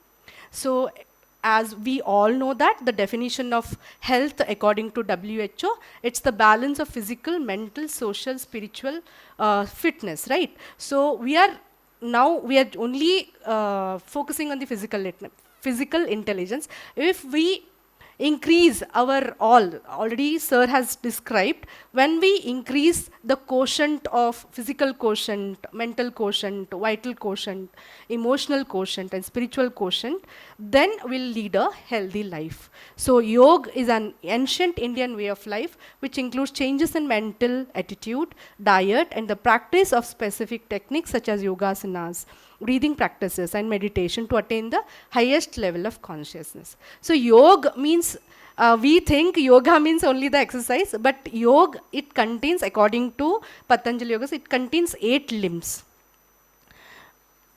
So yoga is sacred and holistic approach to increase physical, mental, emotional, intellectual, and spiritual quotient. So we have the Ashtanga Patanjali Yoga, including Yama Niyama, Asana, Pranayama, Pratyahara, Dharana, Dhyana, Samadhi. Already we have come to know that these 8 limbs will increase our physical quotient, mental quotient, spiritual quotient, as well as intelligence, social quotient also. So what is yama? Yama is what? It is a rules of social discipline, including 5 components: ahimsa, satya, astheya, brahmacharya, aparigraha, meaning non-harming to anybody, truthfulness, non-stealing, continence, and non-possessiveness. So then niyama is what? Rules of individual disciplines. That is saucha, santosha, tapa, swadhyaya, ishvara pranidhana. That is meaning cleanliness, contentment, austerity, inner exploration, surrender to the God. With these 2, yama and niyama, when we do asana, that is body posture, the third component is the asana, including body postures. We have different body postures: meditative postures, relaxing postures, cultural postures. So this asana will increase our physical quotient, physical fitness. So how this asana is different from the gyms, the asana, yogasanas will balance our parasympathetic and sympathetic nervous system. If one group of muscles are relaxing, another group of muscles are contracting. So according to definition, asana is what? Sthiram sukham asanam. When we are doing postural exercises, if it is comforting you, then it is 100% beneficial. If it is uncomfortable, you should not continue it. Okay? That is the sthiram sukham asanam is the definition of yoga. So in a case of gym and exercises, we are only going to increase the sympathetic nervous system. So next one is the pranayama. What is pranayama? Pranayama means what? Pause in the moment of breath. It is conscious breathing. We are inhaling and exhaling consciously. So this pranayama increases the fitness of vital body. That is pranamaya kosha. Pranadeha, it's also called as Pranadeha. So we have different pranayama, including Ujjayi, Brahmari, Bhastrika, Shitali, etc. So next component is the Pratyahara. What is the Pratyahara? This is Pratyahara, the 5th component. It joins all the Yama, Niyama, Asana, Pranayama to the Dhyana, Dharana, Samadhi. This is the conjunction between the Bahir sadhana to the Antar sadhana. Pratyahara means what? Abstraction of senses. Pratyahara is the withdrawal of the senses of cognition and action from the external world and the impressions in the mind field. So then comes the dharana. Dharana is different from dhyana. Dharana is what? Concentration. If we concentrate on a particular object or a particular subject, for a few minutes it becomes dharana. That is concentration. It increases the mental fitness. So when this concentration or dharana continues for more period of time, that becomes dhyana or meditation. So the dhyana and dharana, samadhi, they will increase our mental fitness. When we become physical, vital and mentally fit, then it will join with the intellectual fitness, intellectual quotient, and our social quotient, emotional quotient, then spiritual quotient. So already we know in detail about what are all the benefits of meditation. Then the samadhi. So already sir told in detail. So we have so many physiological research is going on. We have different aspects, so many benefits of yoga on the health, physical, mental and spiritual health. It increases the activity of the nervous system, and it has healed, reversed diabetes, reversed obesity, arthritis. It has got a major role in cancer treatment, and immunity. It has increased the immunity. And in our center, so just this is a short presentation. We in our Center for Yoga and Exercise Science, we are doing extensive work on yoga. One of our student, Parkhi, her project has been accepted by ICMR, effect of meditation on wound healing in patients undergoing elective abdominal surgery under Dr. Sumangla Patil ma'am. And my project, influence of yoga on arterial stiffness in hypertensive patients with special reference to oxygen sensing proteins. It has been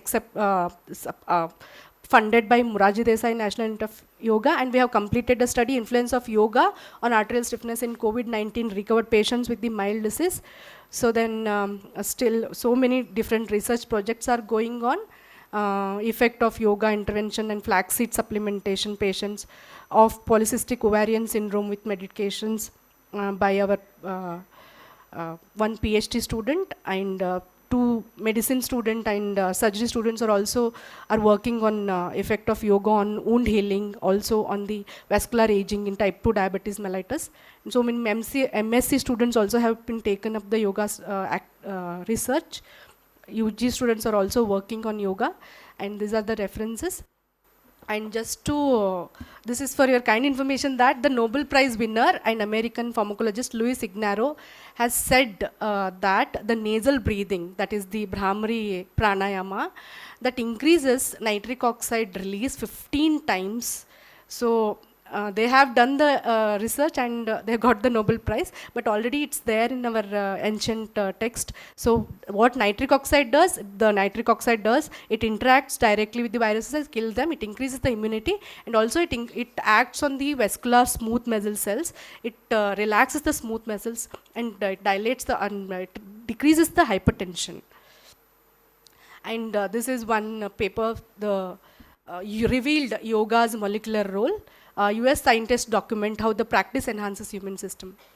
This states that intense meditation helps activate the human immune system and positively affects multiple biological processes involved in disease development. A group of researchers from the USA has shown in a study unraveling the molecular link between meditation and well-being. While the benefits of yoga and meditation are well documented, the team led by Vijayendran Chandran, Assistant Professor of Pediatrics and Neuroscience at the University of Florida College of Medicine, has discovered the immunity boosting molecular mechanism underlying the traditional Indian practice. 10 researchers from the medical schools of 4 US universities and a yoga and meditation center were involved in what may be the first comprehensive genomic study of how meditation affects the biological processes directly involved in disease development. They have shown that the yoga and meditative practices enhance immune function without any activation of the inflammatory signals.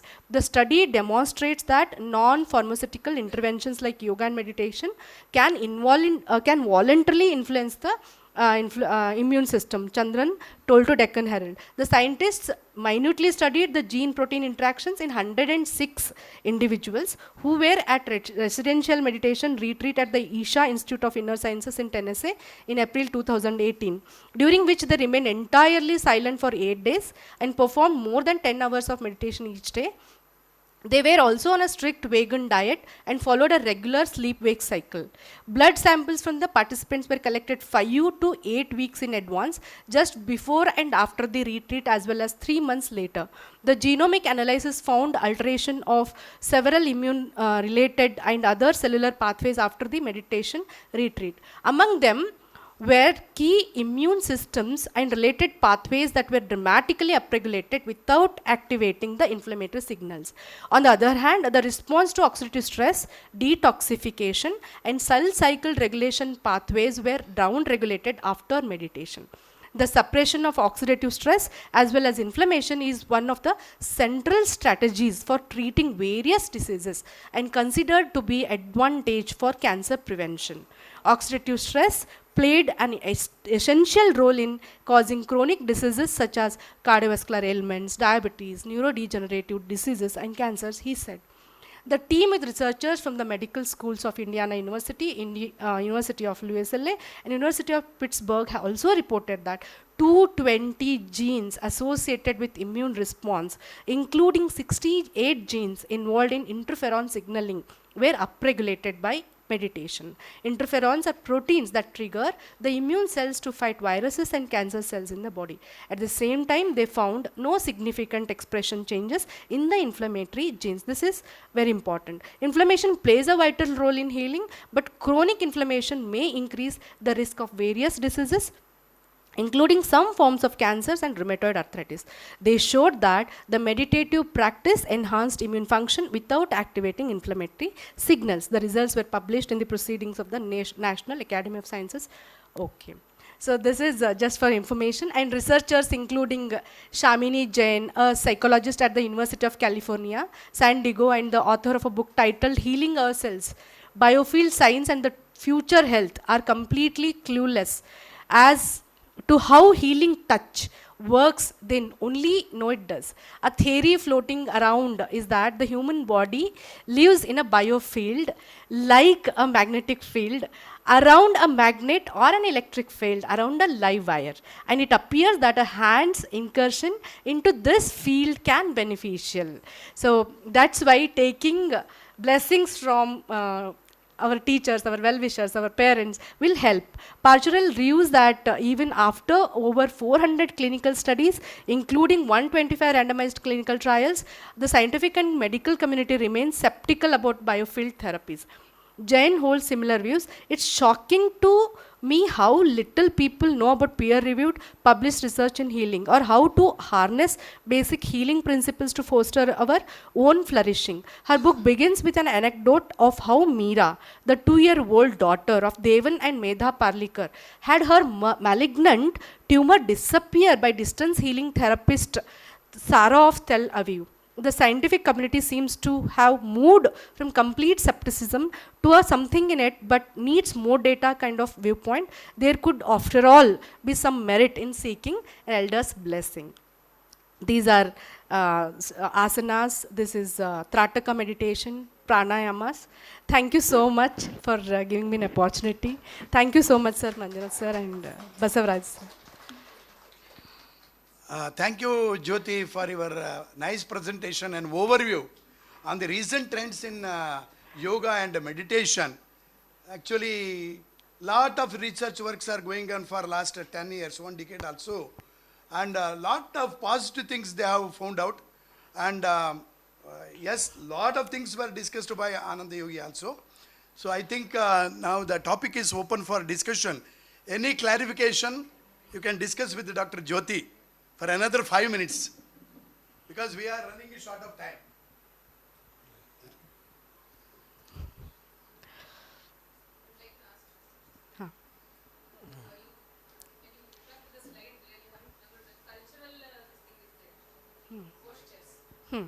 Okay. So we have different postures, meditative postures.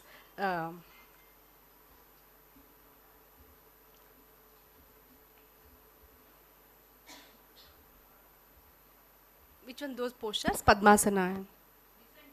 Okay.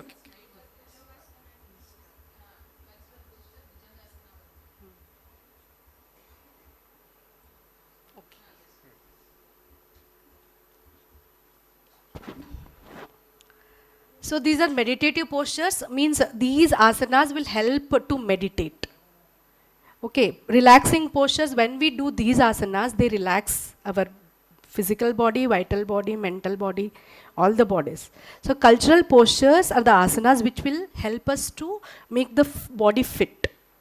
These are the, so many asanas are the Bhujangasana, Ustrasana, Vajrasana, Shashankasana. Those are, just I have given examples for this cultural. So many asanas are there. Just 2 examples I have given. Only 2 examples.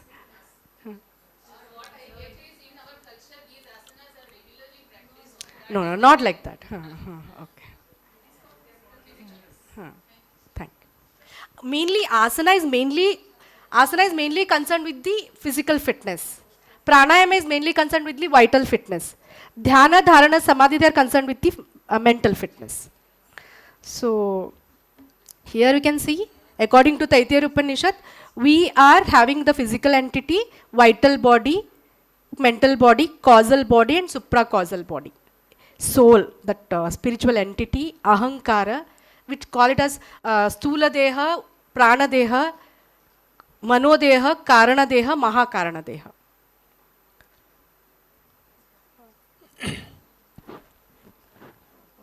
Dr. Jyoti, I want to ask you one question. We do Shankanada in puja. Yes, sir. Is it equivalent to pranayama? So it's again a difference. So the Shankhanada is different from pranayama, sir. Pranayama is pause in the moment of breath. That is a part.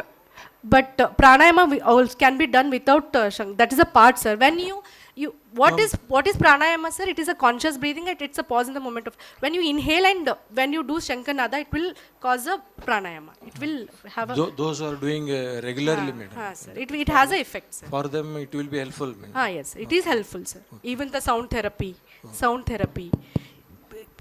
deep inhalation, deep expiration, deep exhalation.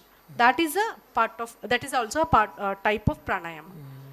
But it is not actually it is not mentioned in pranayama, sir. Whether it is equivalent to Brahmari pranayama, madam? Sir, Brahmari it is different, sir. Only once you do Shankanada, twice or thrice maximum. You can't do for 5 minutes repeatedly. You can't do that, sir. But this Brahmari pranayama should be 10 or 15 minutes. You can continue. You will not exhaust. So you'll feel. So Shankanada maximum. How many times you can do, sir? To get a better result, we need to perform for a period of time, sir. Okay. Thank you, madam. Thank you so much, sir. Yes, sir. Thank you, Jyoti, for excellent talk, and it is very informative. And that thing which is very essential at the moment to understanding the yoga as science. This is the factor which actually people forget. We make it as a philosophical mode rather than science. But the current day's existence depends on the science. Yes, we have to prove, and it to be proven. So there should be documented by proof. So most of the research what they are doing, they are giving only one sense. Means entire yoga science is based on one science, that is oxygen. Nothing but the oxygen. Whatever you do, pranayama or any type of exercise or postures, it will just control your oxygen rhythm and sensing to the vascular system to enter part of the body where brain is there to maintain your soul and also to understand the meditation. And also you have the different type of muscles like smooth muscle for gut control, kidney control. So if it is regular, there's a reason that if the person who is doing regular practice of yoga leave it and not perform it, it is not irreversible. He will again get back all the bad rhythm. So his body will not be maintained permanently or not is sustainable until he practices it till his death. So this is one thing because it is control the oxygen regulatory system. Adjust, adapt, and then make it toxic, non-toxic to division. This is the reason this is very important. This part need to be more explored by the scientists. Specifically, the persons like you who are actually vascular scientists should take on the specific genetic factors which you said, the various molecules and proteins. Their impact is totally depend on the level of oxygen, level of ROS, and their interactions. That's the way it is controlled, the signals of the cell, and that makes the whole phenomenon. Yes. So this need to be understood, and yoga science expert from the medical background or scientific background with the pure science must emphasize on that rather than philosophy, although yoga is ending in the philosophy. But later understand at the moment we are not the philosophers, so we should understand the science more. This is the part actually people are confused. I think that is a very important point to emphasize on the scientific understanding and trends at the moment. Okay, thank you very much. Thank you so much, sir.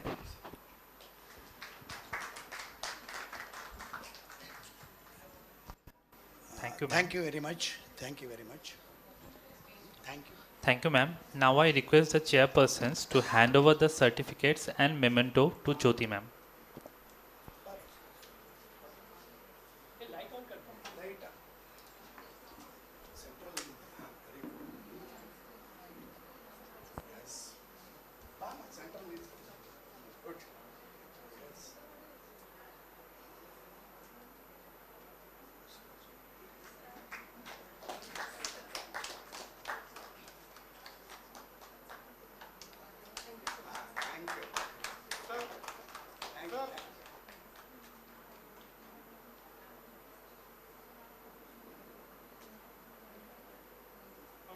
Thank you. Thank you.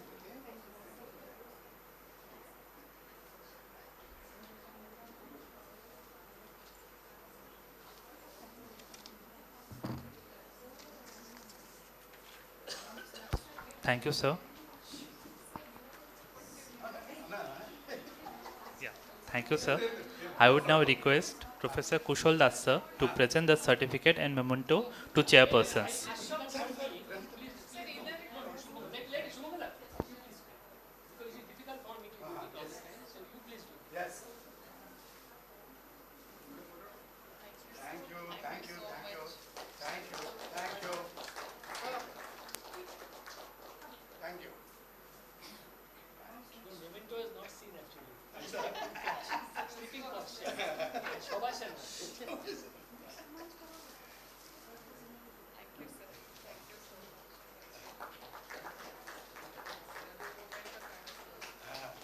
ಇನ್ನೊಂದ್ಸತಿ ಕೊಟ್ಟು ಅನ್ಬೋದು sir ಅಲ್ಲ ಸುಮಂಗಲ ಸುಮಂಗಲ ಇನ್ನೊಂದ್ಸತಿ ಹೇಳ್ಕೊಂಡ್ಬಿಡ್ತೀನಿ thank you yes Thank you, sir. Thank you, sir. Now I would like to call upon Dr. Shailaja Patil, Professor of Community Medicine, Dr. Nilima Dongre, Professor of Biochemistry, and Dr. Indira Hunderkari, Associate Professor of Biochemistry, to kindly chair the session for the invited lecture of Dr. Anita Teli.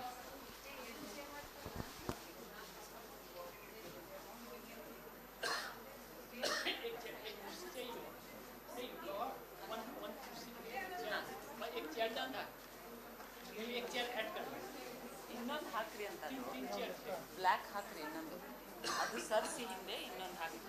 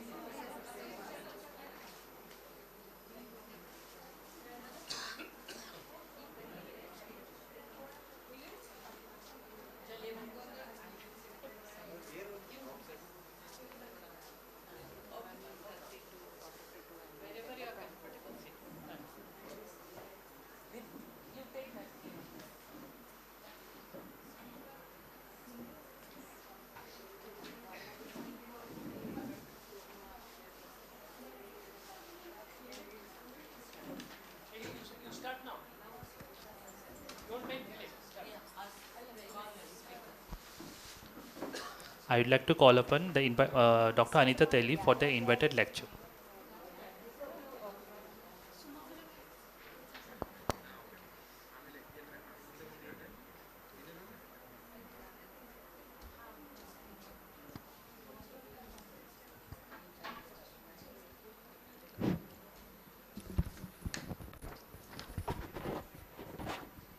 Good morning.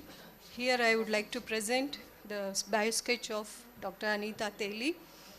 She is presently holding the post of Associate Professor in the Department of Physiology and working as Lifestyle Medicine Physician at Shri Patil Super Speciality Hospital and Research Center.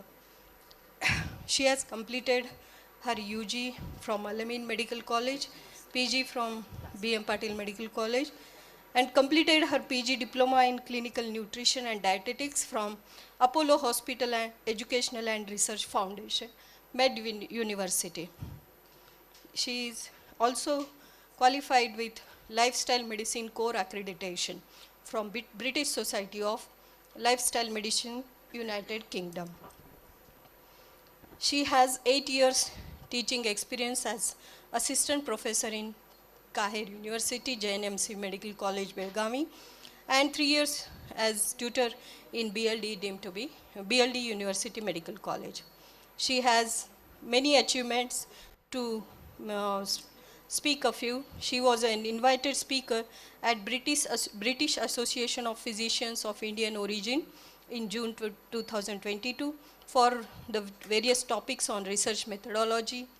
She has received Best Paper Award for oral presentation on topic qualitative and quantitative evaluation of medical college perception about new CBME curriculum. She also is a recipient of oral presentation on topic hematocrit assessing the renal outcome of cardiac surgery patients.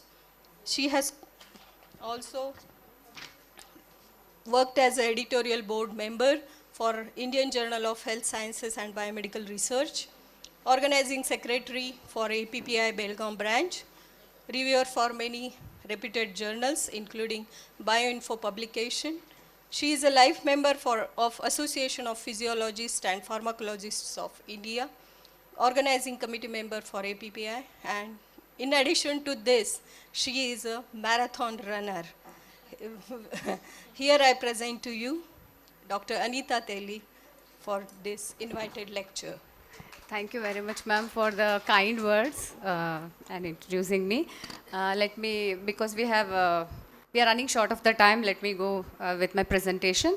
I'm here just to present what is the scientific perspective of lifestyle medicine. As already being discussed by Yogachar Anand Balyogi sir and Jyoti madam about the lifestyle choices and the lifestyle decisions, what are made according to Ayurveda or yogic science is the same thing what I am going to discuss according to the modern medicine.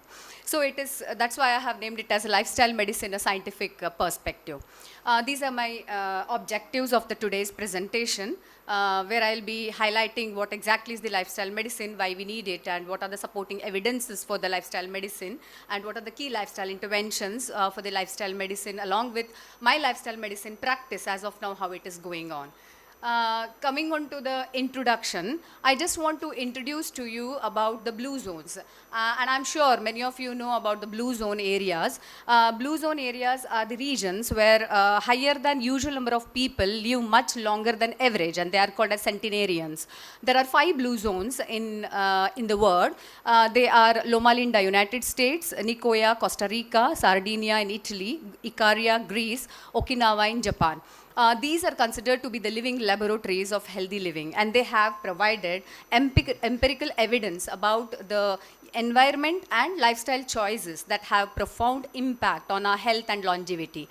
And the lifestyle factor which contribute to the remarkable longevity as observed in the blue zones are predominantly the plant-based diet, regular physical activity, strong social connection, and sense of purpose in the life. So this knowledge serves as the foundational pillar of the lifestyle medicine, emphasizing the role of these factors in preventing the chronic diseases and promoting overall well-being.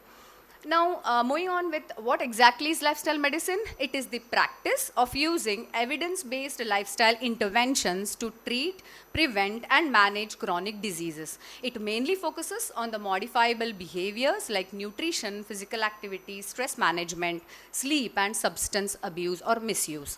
It can be considered as a holistic approach, treating the root causes, not just only the symptoms.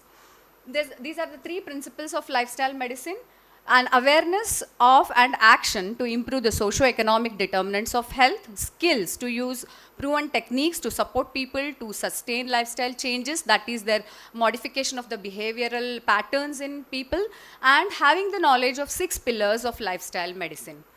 Now, why it is needed? Because of the rising global burden of the chronic diseases. WHO states that every year 74% of all the deaths globally are accountable for non-communicable diseases. And cardiovascular disease is the topmost among all of them, accounting for 17.9 million people dying every year because of cardiovascular disease, followed by type 2 diabetes, obesity, malignancies, and chronic respiratory diseases. And second most important cause is the poor quality of life due to tobacco consumption, being physical inactivity, drinking alcohol excessively, and eating nutrient poor food, and unsustainable healthcare costs. Now, what is the role of lifestyle medicine in all this? The primary issue, as we all understand, are the poor lifestyle decisions that we have that are being made because of the incomplete knowledge that contribute to the development and progress of these chronic diseases. So changes in our approach and finding solutions that are reasonable, effective, and simple for the people to access is essential, both of which are addressed through the practice of lifestyle medicine. As it is said, genetics loads the gun, but lifestyle pulls the trigger. Now, we have ample of studies which support that the lifestyle factors are the ones which are affecting our health. So, some of the key studies are Framingham Heart Study, which is one of the longest studies, which is still undergoing. 7 country studies, EPIC Oxford study, diabetes prevention program, and DASH trial are 2 of the interventional studies which are proved beyond doubt that the lifestyle choices, if modified, can prevent the diabetes and hypertension. So this is the gist of the studies. Just going by the objective and the key findings. Framingham Heart Study was started in 1948, and still it is an ongoing study which is there. It investigates the etiology and natural history, and the key findings of this study were that it was the first study to highlight the role of hypertension as one of the most important risk factors for the development of coronary heart disease, stroke, and congestive heart failure. Along with that,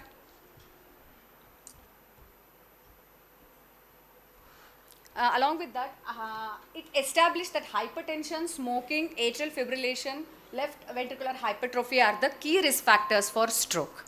Coming on to the 7-country study, which was conducted across 7 countries in the world, was started in 1958, and it stated that intake of saturated fat was significantly associated with coronary heart disease. Saturated fat intake was positively correlated with serum cholesterol. And moving on to the EPIC Oxford study, it investigated the impact of types of diet on chronic diseases and mortality, where it stated or proved that vegetarians and pescatarians have low risk of cancer, cardiovascular disease, diabetes, obesity, kidney disease, and cataract. These were the interventional studies which were conducted. DASH trial was done to assess the different dietary patterns on blood pressure, and the outcome measurement of this was to look for the change in blood pressure. They had two arms where they gave the ideal diet and an intermediate diet. Ideal diet was rich in fruits and vegetables and low in fat, whereas the intermediate diet was rich in fruits and vegetable, also it was high in fat. When they studied the ideal diet, it showed the decrease in systolic and diastolic blood pressure by 5.5 and 3 mm of Hg.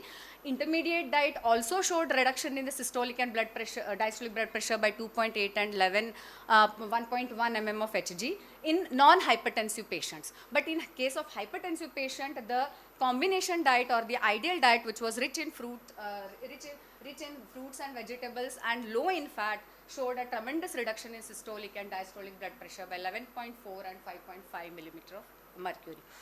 And moving on to the last diabetic prevention program, which is again a randomized control trial, which was done across 27 countries in the United States, wherein 3 groups were there. Group 1 was given only the intensive lifestyle management in the form of exercise and weight loss program. Group 2 was given metformin, 850 milligram BD twice a day, and the third group, placebo control group, was given placebo drug. At the end, the outcome measure was to look for the development of diabetes, and it was found that lifestyle intervention reduced the type 2 diabetes by 58% in against metformin, where the development of diabetes was only reduced by 31%. So these all studies proved beyond doubt that they are the lifestyle choices or the lifestyle factors which affect the development of these non-communicable diseases. So what are the key lifestyle medicine intervention? As already stated by the 2 speakers, they are healthy eating, mental well-being, healthy relationships, physical activity, sleep, and minimizing harmful substances. So we all know we are what we eat. So we should be focusing on whole food, plant-based diet, Mediterranean or less processed diets, or unprocessed diets and low carb diet. And we should concentrate on portion control.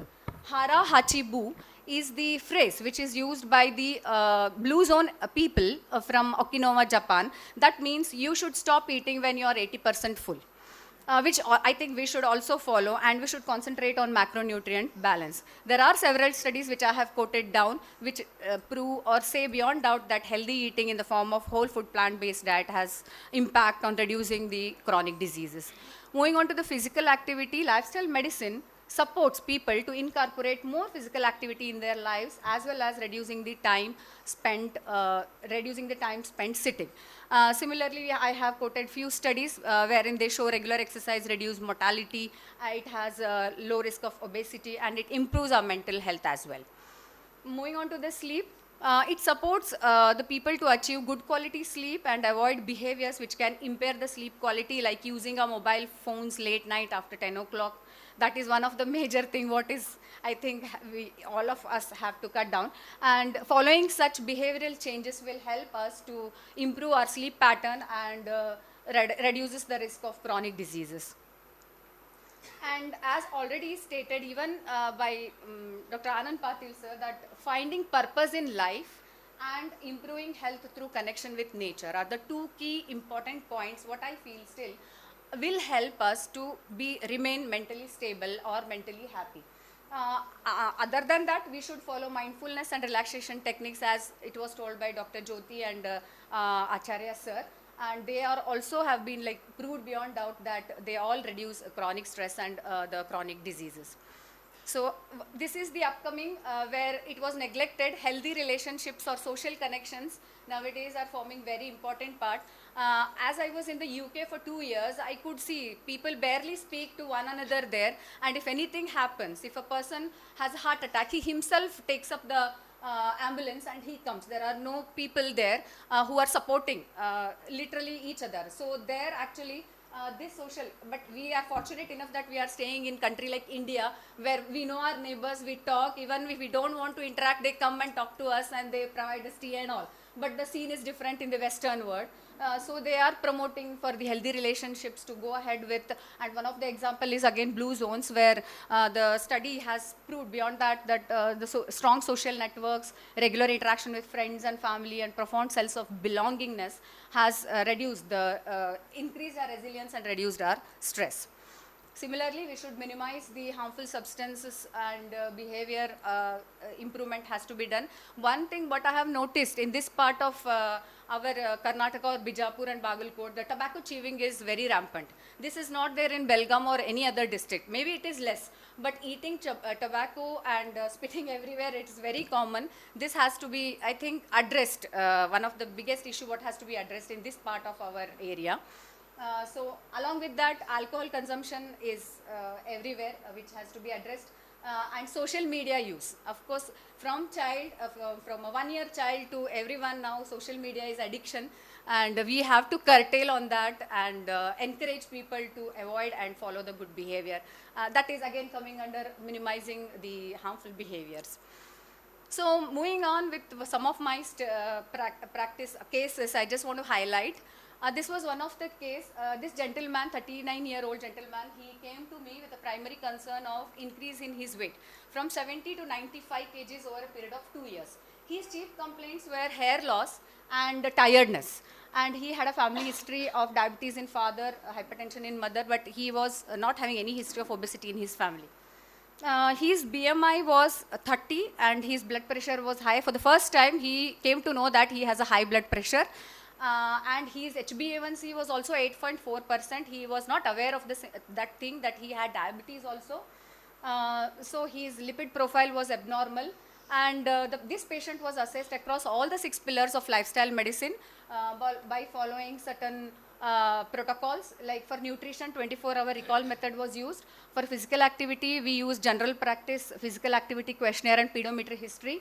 Then perceived stress scale score was used, as it was already discussed about the perceived stress scale.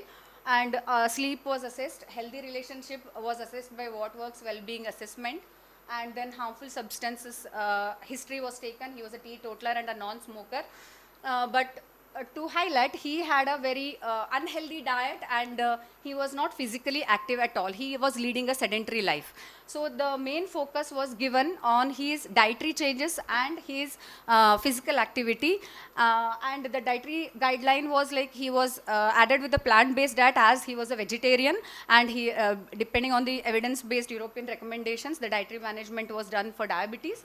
And physical activity, as he was physically inactive, he was sedentary. I can say he was sedentary. So I just asked him to start walking. I didn't ask him to start walking 5 kilometers a day. That was not possible. I have to modify by asking him to just walk for 15 minutes a day post dinner. I asked him to just walk 15 minutes post dinner, so that he just get used to for 15 to 20 days. Once he was easy, comfortable with that, then I asked him to start morning walks for half an hour, and then I asked him to start regularly for 45 minutes. And in between, during the office hours, to get up, do some standing exercises, move around, after lunch again to have a walking and all, and avoid prolonged sitting. And these were the dietary guidelines what we were given. Green leafy vegetables were not there in his diet. I asked him to go for that whole version of food, and I asked him to eliminate sugar completely and limit the salt, as his blood pressure was also high, and include variety of proteins. A lot of people, they don't go for nuts. They tend to forget. It is not that it is not accessible, but they tend to forget to eat nuts. So I emphasized on that, and I asked him to go for low fat or fat free milk, and avoid packaged processed food, and drink 7 glasses of water. And he was provided vitamin D and omega-3 supplementations as well. then the results were very acceptable, like very, I can say like he lost 12 kgs in 4 months and his HbA1c returned to 5.2. This was a very good this thing to improvement to see because he followed everything whatever was told. I can say he was a very good patient, compliant, and he had normal lipid profile back to normal, blood pressure back to normal. His TSH levels came, but I had added him Thyronam 25 microgram. Because once the hypothyroid, I think we can't do any much change in that. This was one of the case. And now currently I am working as a lifestyle medicine physician in cardiac surgery department, and here we are running currently 3 programs: warfarin sensitization program, vascular rehabilitation program, and post-operative counseling of CABG patients. This patient was a 18-year-old patient who came with bicuspid aortic wall. He underwent aortic wall replacement and he was put with mechanical wall. Whenever a mechanical wall is put, for him anticoagulation therapy has to be added, because otherwise, because of the mechanical there is a chance of clotting which occurs around the wall. So for him warfarin therapy was started. And whenever a person is started with warfarin therapy, he has to be educated about the vitamin K rich foods, because vitamin K rich foods will reduce the effect of warfarin. And if the warfarin effect is reduced, again there is chances that the clotting occurs and the patient may come with a stuck wall. So he has to be provided with that counseling of the foods which are rich in vitamin to be avoided. So I advised on that. And the second thing is, on the physical activity, we advised him to reduce high risk activities, because he has a bleeding tendency. He may have nosebleed or any other injury. The bleeding tendency will be more because he will be on anticoagulation therapy. So we advise him not to increase his weight, because the wall which has been put for his weight will work at that weight itself. So he has to maintain his weight.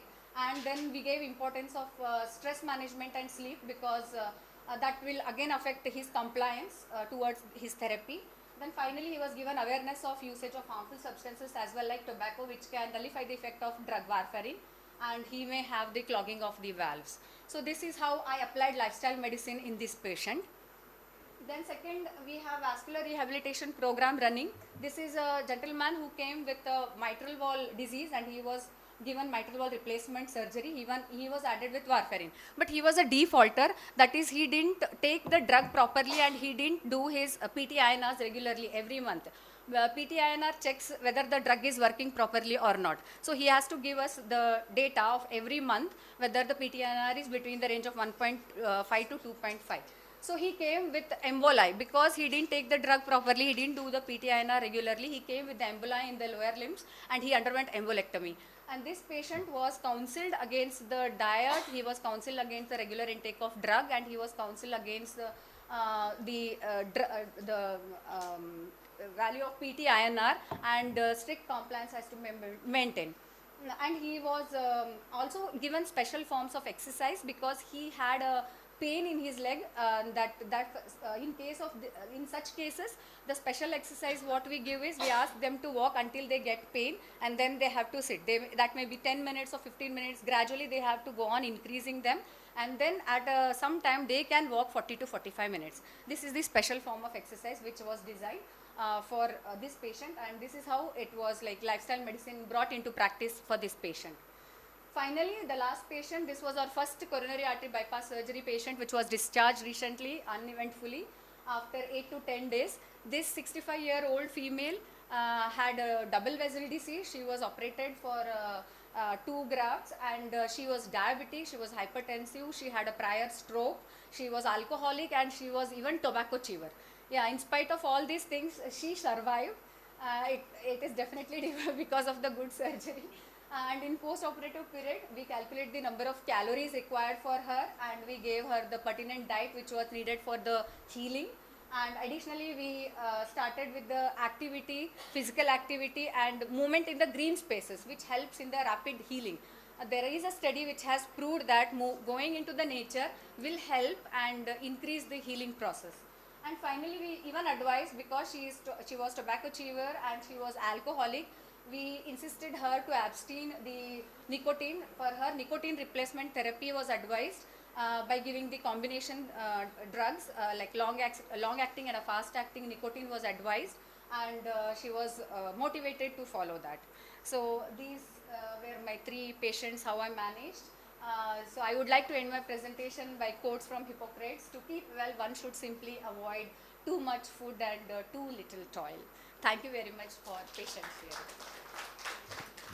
Thank you, Dr. Anita. That was really a wonderful talk, and your experiences that you have shared are going to be beneficial for the society. And I feel that this will be the evidence-based medicine that we can add to the new area. Any questions from the audience?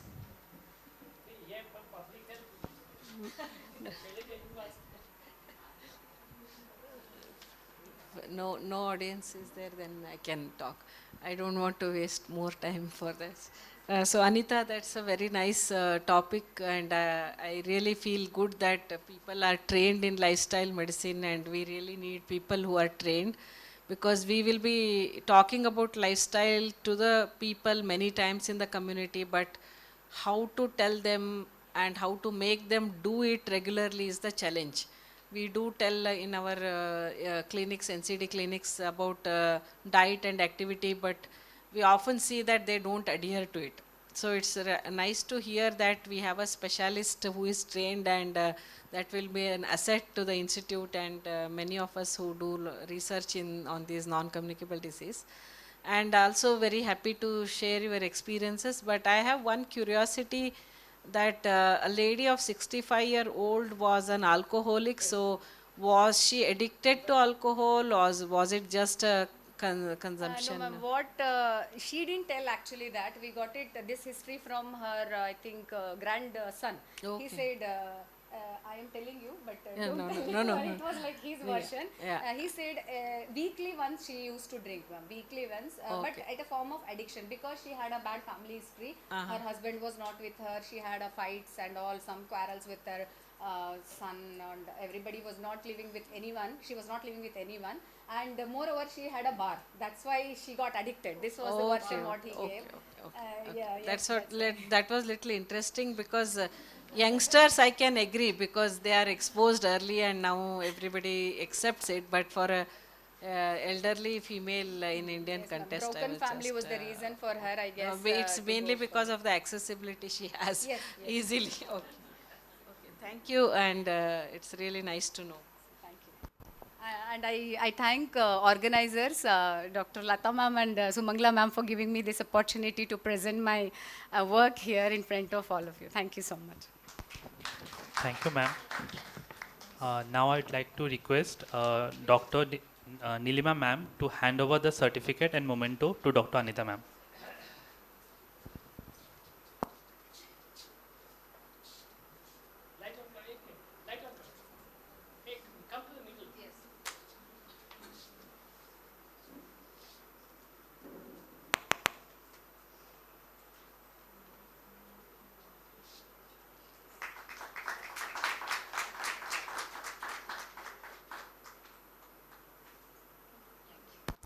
Thank you, Nilima ma'am. Thank you, Anita ma'am. Now we call upon Dr. Deepa Sajana for the invited lecture.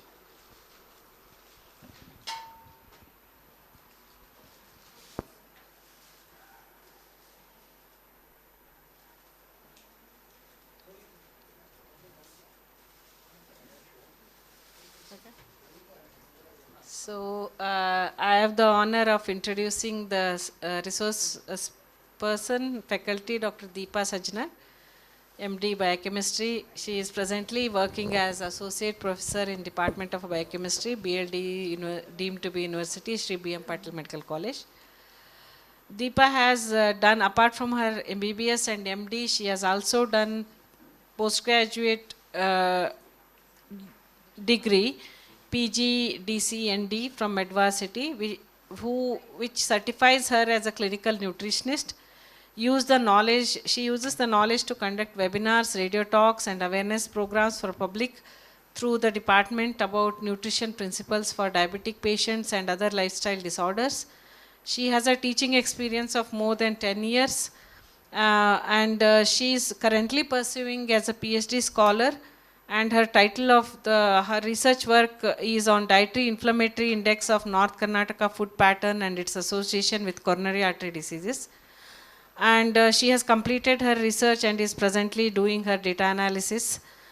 She has several publications, and to name a few, she has given 4 publications in association between dietary inflammatory index and metabolic syndrome, a hospital-based study in which is published in Scopus. All are in Scopus Index journals of impact factor, and high sensitivity C-reactive protein and treadmill test responses in patients with type 2 diabetes, occupational stress and metabolic syndrome with bus drivers, determinants of vitamin D deficiency among adult population, and so on. So this is a very brief CV she has given, I know, and we know Deepa for several years, and she is very active and she practices what she has learned. So here I present Deepa to the audience. Thank you, ma'am. Thank you for the kind words.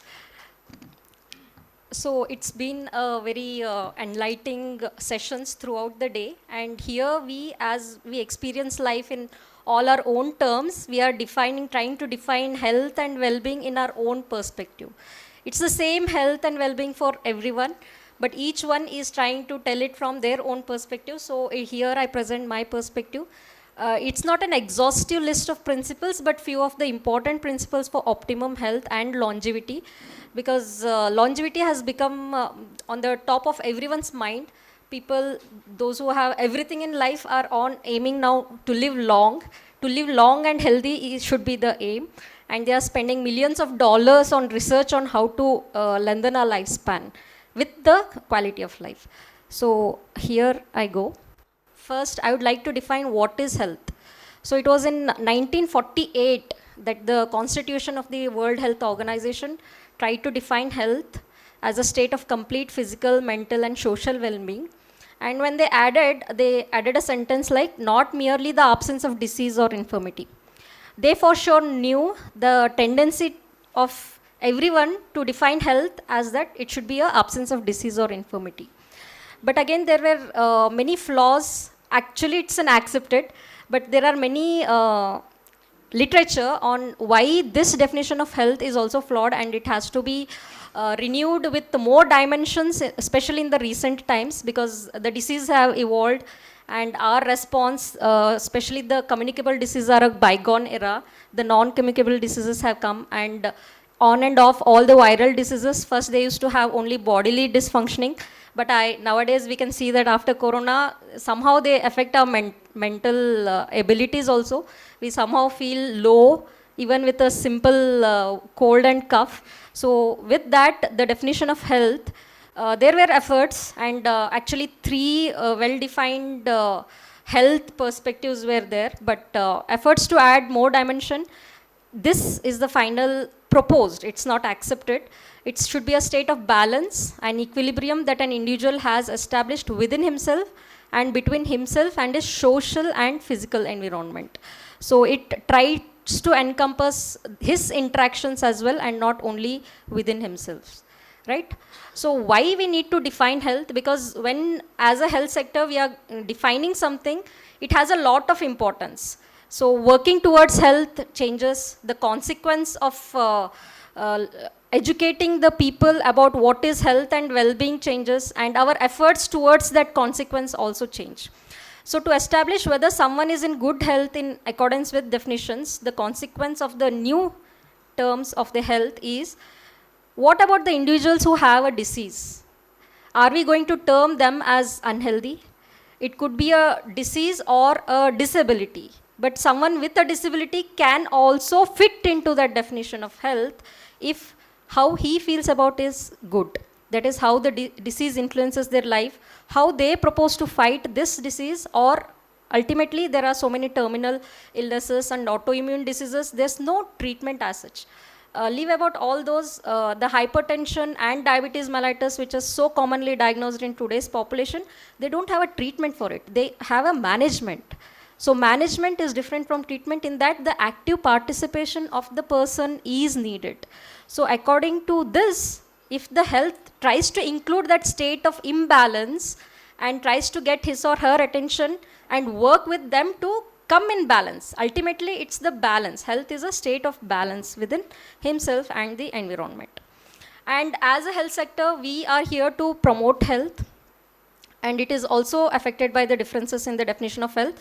If health were equated with the absence of a disease, all the promotion of health would be to, all the efforts would be to diminish the number of individuals who suffer from them, and all the onus would be on doctors to term whether a person is healthy or unhealthy.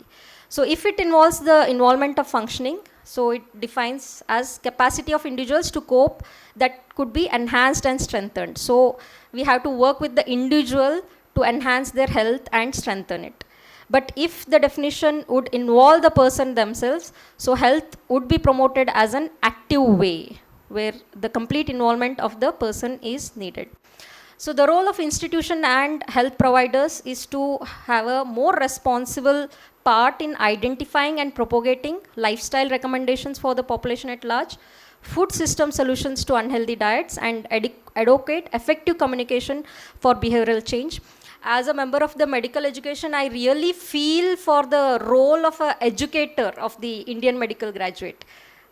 Let alone being a communicator and a good physician of the first contact, I am personally like drawn towards that we have a role of an educator, which is far more important in today's time, that we have to go to the society. And one suggestion of a very good organization of this CME is that we would have invited the common people, because we ourselves, we are involved in what is health and what the researchers about health. But if this sessions would go to the common people, it would have sufficed the educator role of us as well. So next time we can involve these very sessions for the common people. That would be great.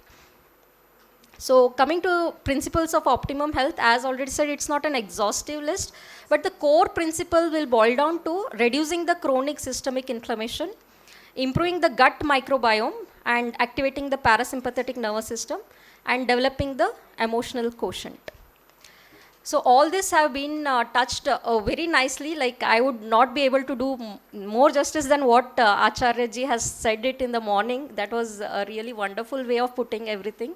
So, but we always have some scientific evidence that has to be supported to our traditional way of towards health. Right? So reducing systemic chronic inflammation, since my PhD topic is on dietary inflammatory index, so I would have studied the inflammation as the cause of so many non-communicable diseases, including the coronary artery disease, diabetes, and you name it, and there's an inflammatory component to it.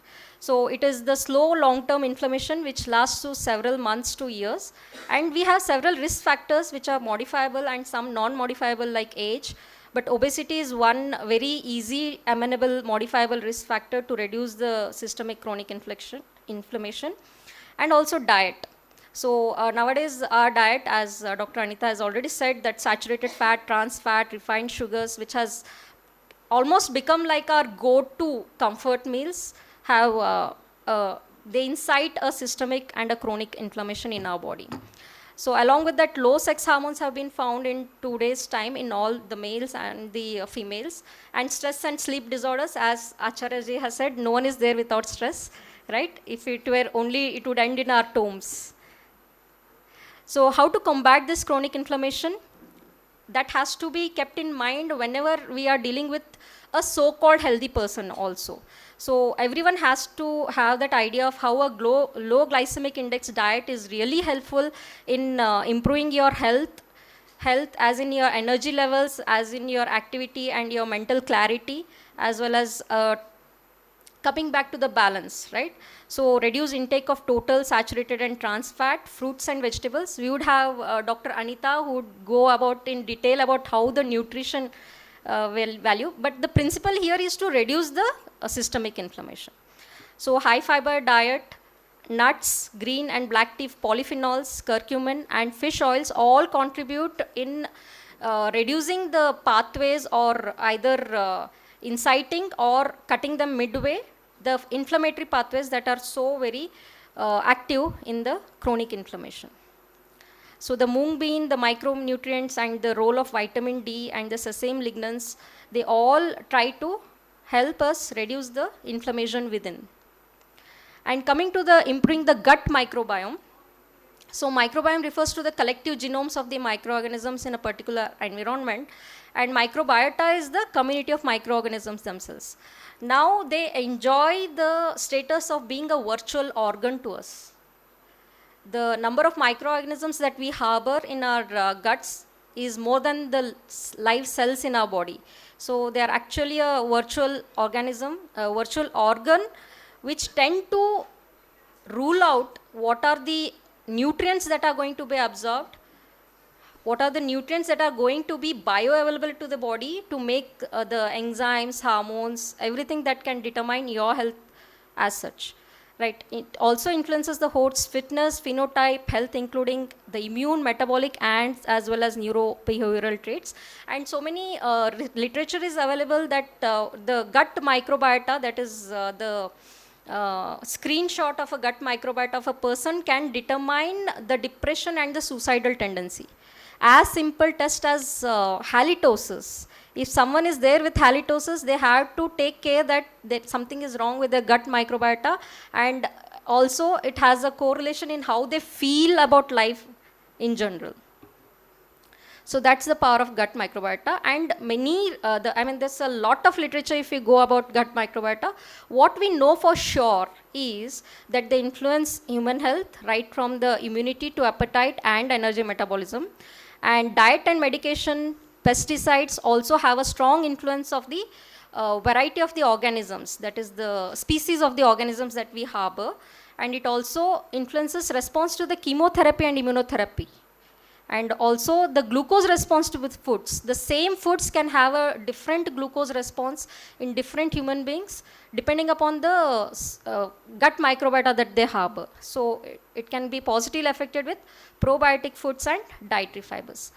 But the almost facts, we are always in need of some evidence. The more evidence is what is driving us crazy here.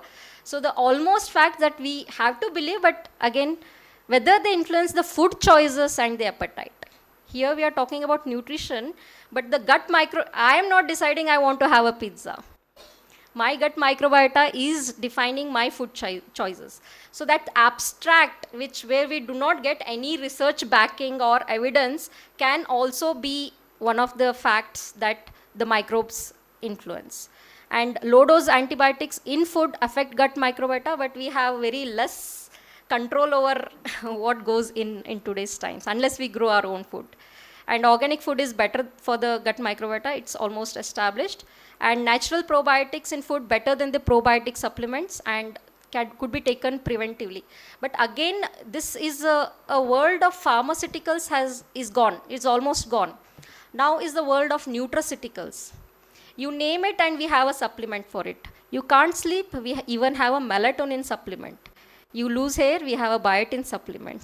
So like that, whether the natural foods are to be focused upon or we need to rely on the supplements is again another debate altogether. So whether all the new drugs and food chemicals have to be tested on gut microbiota to be labeled as safe by the Food and Drug Administration is another day of discussion. So given the variation in the gut microbiota between people, the optimal diet of a person may need to be tailored to their gut microbiota. Like while reading the literature, we hear that there are people who can metabolize carbohydrates better, there are people who can metabolize proteins better, and some can handle fats better. So depending on their gut microbiota species, the ability to metabolize and make them bioavailable differs. So we could, restriction of carbohydrates may not be good for each one of us. And again, the gut microbiota need to be studied in that. So it has to be a key aspect while counseling for nutrition. And the medical community should adapt their health education and public health messages with due importance to your gut microbiota. So activating the parasympathetic nervous system, you all know that's autonomic nervous system, parasympathetic and sympathetic. The parasympathetic controls the body's ability to relax, control of mood, immune response, digestion and heart rates, sometimes called as the rest and digest state. So how it aids in digestion? We can see that the PNS has an effect on salivary glands, stomach and intestines, gallbladder to release the bile, in the pancreas, release of the digestive enzymes and insulin. So any disruption in the PNS can cause dysmotility and decrease secretions. So why this PNS is important? Because we are always now in a era where we are always trying to be near perfection. As a student, we need to be near perfect. As a staff, we need to be near perfect. As a wife, mother, we don't tolerate any imperfection within ourselves, let alone others. So in this, the parasympathetic nervous system is underactive. The sympathetic nervous system, we are always in that flight, fight, fright mode. So that's going to disrupt whatever, as Anita said, we are what we eat. But I would like to elaborate it. We are what we eat, digest, and assimilate. Right? Even if we have the access to the best of the foods, the most organic foods, if you're not having that mindfulness while eating, the ability to digest and the bioavailability can definitely make an impact, and all your organic produce can go for waste. So the parasympathetic nervous system, that has to be activated. So I'd not go about this HPA axis. So with the constant stresses around us, we are almost in an adrenal fatigue. So our adrenals are constantly pouring out cortisol in our micromilia. And this cortisol, as a biochemist and as a medical person, you'd know what havoc it can have on protein metabolism, carbohydrate metabolisms. So we call cortisol as a very bitchy hormone. Right? Everything is right and your cortisol are not under check, nothing is going to work for you. So that has to be taken in aspect when we are planning about health and optimum in that way. So this was about the HPA axis. So coming to the impact of emotional intelligence, so all the audience must be feeling like they are all overlapping. All the speakers have touched one or the other slides of each other. So science has always treated the study of emotion with ambivalence. And it became a major topic of interest in scientific circles only in 1995 when Mr. Daniel made it famous with the same, with a book on the same name called as Emotional Intelligence. But as we dig deeper, it was in 1872 that Charles Darwin has given that emotional expression for survival and adaptation. So that itself, like as research, it turns out much better packaging, that emotional expression for survival and adaptation is now what we call as emotional quotient or emotional intelligence. So what is emotional or social intelligence? It's an array of interrelated emotional and social competencies, skills, as well as the behaviors that determine how effective an individual understands and express themselves, understand others and relate with them, and cope with the daily demands, problems, and pressures. So this emotional intelligence is one of the main pillar of being healthy and being well. It is seen that the low EQ individuals will not have the ability to manage their emotions, that is, they have less stress tolerance. They won't be able to solve personal and interpersonal nature problems related to those. They'll not be flexible, and ability for their change and adaptation is very less, and less motivated. We all need motivations at some point or the other, but constant low motivated people, no one will lend a hand for motivating us every day. We need to motivate ourselves and get up, right? So less motivated to pursue their personal goals, that is self-actualization, which was very well put up by Yogi ji, and less content with their lives in general. So impact of emotional intelligence on physical health and key psychological components are recognized to be the self-esteem, self-actualization, self-acceptance, and having optimism, life satisfaction, and happiness. In order to build EQ and become emotionally healthy, you must reconnect with your core emotions. Sometimes we need to accept we are all not plain white, or we are not all angelic or not all demonic. Sometimes we feel sad that we have some negative emotions, but so does everyone. We need to accept them. Sometimes we feel low, sometimes we feel jealous. Nowadays, we are all demonizing the feelings that make us human. But that should not go on. We should know that, yes, these is what make us human. We should accept it and change ourselves and be comfortable with all these emotions.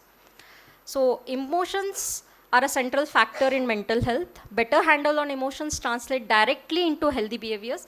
How this became a principle of being healthy is that once emotionally stable person, he is going to actively participate in the plan that is designed by the care provider in dealing with his ill health and off balance situation and make him in balance, right? So he can pursue activities that actualize their potential and are typically optimistic, positive and content, and that makes us the healthier individuals. So after all these principles, and if we try and apply them, so how would we see health in future? We would place a lot of value on health and not just money and BMWs and Audis, right?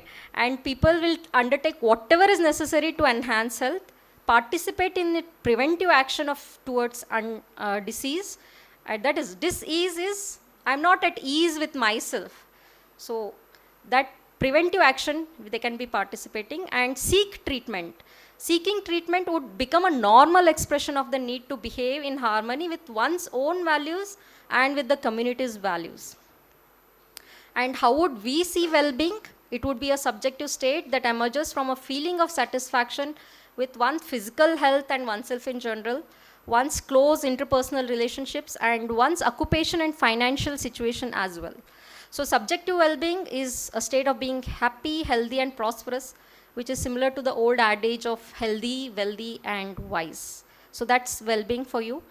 And it's not possible if it is left to the health sector alone. We need the influence of our parents, friends, schools, media, laws. Actually, it's the policies that can make us more healthier than individual motivation at each day and one's own life course and experience. It is said that it takes a village to raise a child, right? But with the nuclear family around, we don't have all this support in making the next generation healthier. We born out of type A parents, we are supposed to be type B. We were very lucky that we had that stability and contentment from our childhood. So that is what is making us cope with all the stresses of day-to-day life now. But what we are type B parents will do to the type C future citizens is a question mark. Are we able to make them so strong that they will be handling the stresses which are going to exponentially rise if not, right? So that should be our aim as a institution. So are these new principles newfangled? Matlab, are they old wine in a new bottle? Yeah, definitely. Because we have seen from the talks, health is wealth, peace of mind is happiness, and yoga shows the way. We have been hearing from the start, and as I was already discussing with my colleagues that Yogi ji has put up in such a wonderful way that we are all some pani kam chai, right? Our old age or traditional system of yoga is so very holistic. Even after spending millions of dollars in research, we won't be able to do justice to the amount of knowledge that is already established. The way forward is to implement it. That's what. We need to put all our funds in implementing and getting it to the public at large. That's my point. So yoga has given us 5-point guide to help us apply yogic teachings to our everyday life. That is, healthy life is a sattvic diet, yogasanas, exercise, breathing practice and relaxation, that talking about the HPA axis and parasympathetic underactivity, pranayama. Increase in EQ is your positive thinking and meditations. They are essential and they work together and allow us to live healthy and balanced life. Thank you. That was my take. Thanks.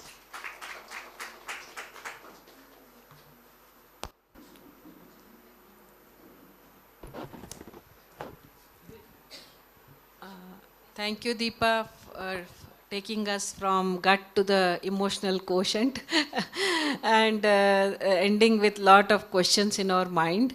Also about the future generation, how they are going to cope up. Okay, so that was a very nice talk. And any questions from the audience or any suggestion, like anything? Can ask. But if I was able to raise some questions, I think so I have done justice Yes. to the time allotted to me. Yes. I really feel for it that it has to be the implementation and not generation of any new knowledge. True. That should be the truth of it. Yeah. Thank you, ma'am. Now I'd request Dr. Shailaja ma'am to hand over the certificate and memento to Dr. Deep.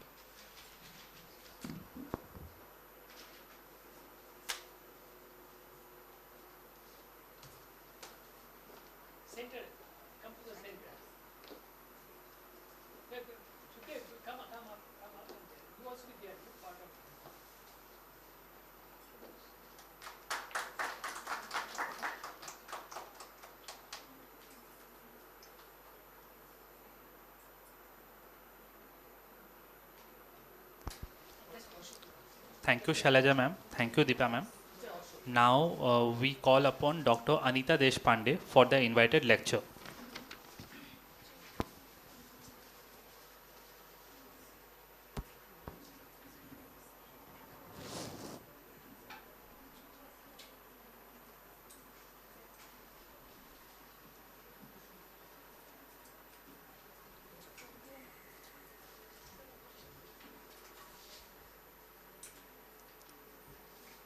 Good afternoon. Since morning we are getting nutrition and yoga. So in that one more addition, Dr. Anita Deshpande, she is Associate Professor, Department of Physiology, as well as she is Secretary MEU, Alamin Medical College, Vijayapur.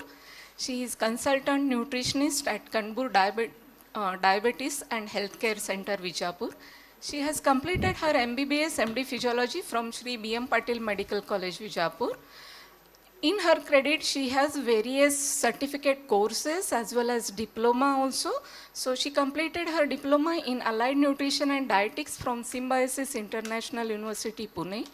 She has completed various certificate courses such as sports nutrition, maternal and child health diabetic nutrition, weight loss nutrition from Medversity affiliated to Apollo Hospitals. She has also completed foundation certificate course in Yoga Science for Wellness by Morarji Desai National Institute of Yoga. She is pursuing advanced certificate course in medical education at NMC approved JNMC Nodal Center. She is presently working as Associate Professor in Physiology Department at Alamin Medical College, Vijayapur. She is also working as a consultant nutritionist at Kanpur Diabetes and Healthcare Center. Here I present Dr. Anita Deshpande. Thank you so much, ma'am, for that brief introduction.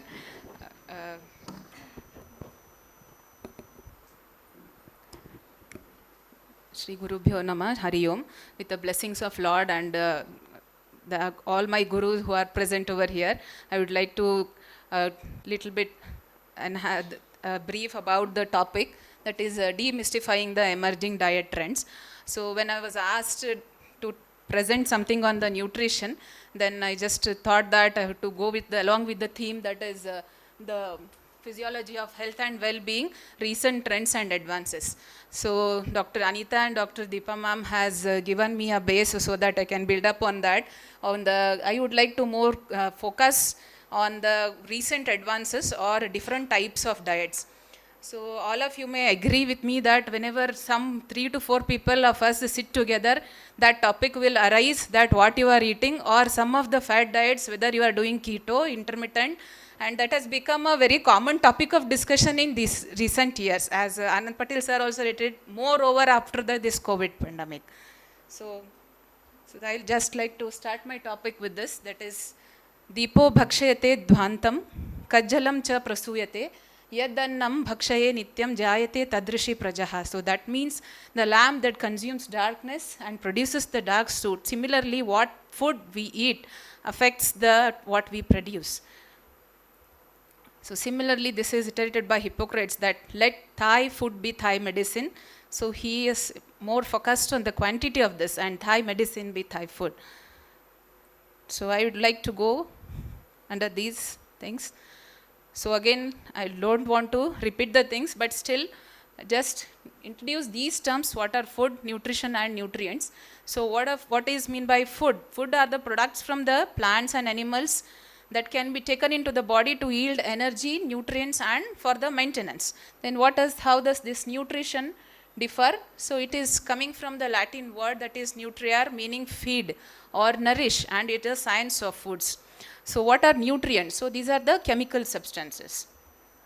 Now coming to diet. So are these two words similar, nutrition and diet? How that change? So in nutrition, The diet is the sum of food consumed by the person or the organism. So this word diet implies the use of specific intake of nutrition for health. So often these two being often related. So a proper diet is essential from the very early stages of life.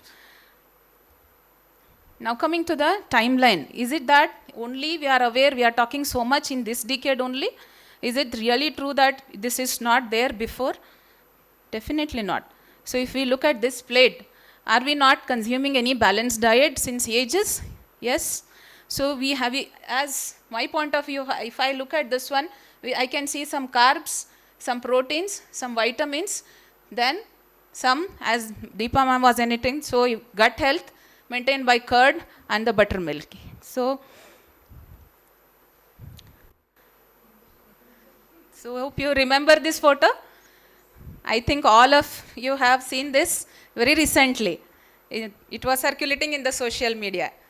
Can anybody tell what was the occasion? 75th birthday of Hema Malini. So as soon as we saw this picture of Hema Malini, so we went in the future imagining ourselves to be like her. Yes, that is good. So in a society which is obsessed with only appearances and well-being, it's no wonder that the diet fads have come into play. It is not that the fads are also there over there. So while diet trends have come and gone, if you agree that another next day morning we are hearing some other diet, some other good names. Starting from the Atkins, keto, Paleolithic diet, Mediterranean diet, Dukan's diet and so forth. So just, I'm putting the slide. This is the timeline. It is not very new. From 1920, where something called cigarette diet used to be there.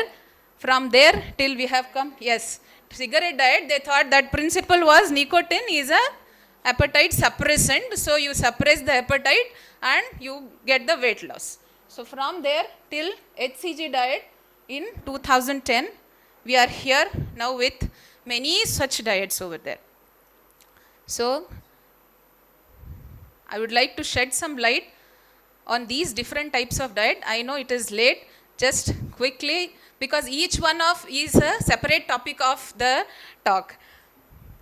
Now why so much, why you have to learn about this or we have to know about this? As a medical professionist, we have to answer so many questions, isn't it, to the public, to our colleagues, that yes, whether we have to follow this. As soon as somebody sees in their circle, they will start asking the hundreds of questions, whether this is good, whether wheat is good, whether jawar is good, what we should eat. So coming to the first one, I will just briefly go through all this as much as possible. Coming to the Atkins diet. So Atkins diet was given by Dr. Atkins in 1970. So this was basically promoted as a quick weight loss plan, and he claimed that this is the easiest way, that is high energy diet that mobilizes fats more than any other diet for the weight loss.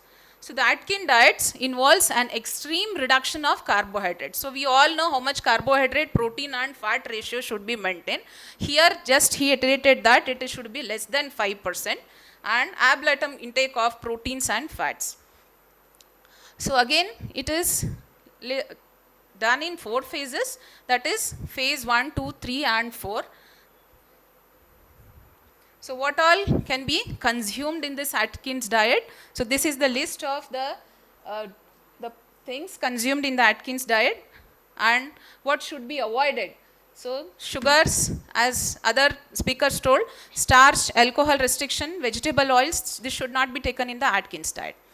Now we know that so many modifications come into from these basic diets. Every diet is been modified till date now, so that the sustainability should be there. Okay, the main goal is the sustainability here. So the modified, the version of the Atkins diet goes something like AD20, then MAD40 and MAD100. So that means only the content of carbohydrate, change in the concentration of the carbohydrate. Now what about effectiveness? Okay, so often we encounter this one, that is how effective it is. People will ask you, your patient will ask you, okay, if I follow your diet for 4 weeks, can you guarantee me weight loss, can you guarantee me the healthiness? After 4 weeks, I'm going to come. Or even to some extent that I've seen after 2 days of only following the diet, third day they will see the weight, my weight is same or even increased 500 grams. I don't know why, please explain. So this is the thing what is going on. So we have to know that at how effective this diet and whom to give this diet to.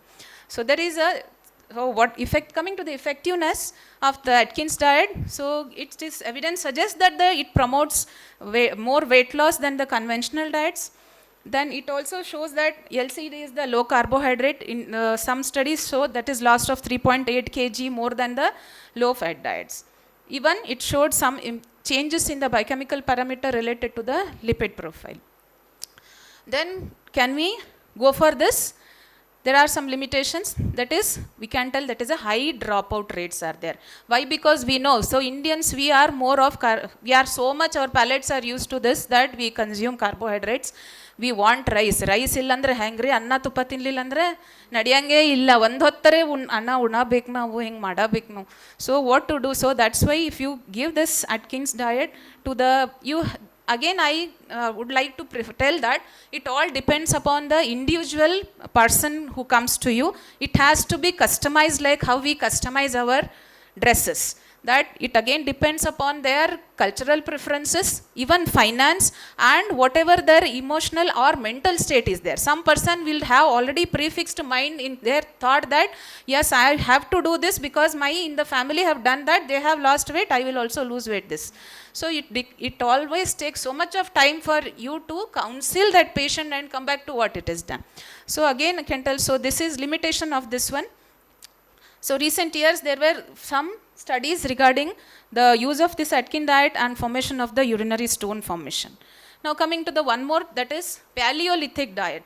So what is this PD, commonly called as, or Paleolithic diet?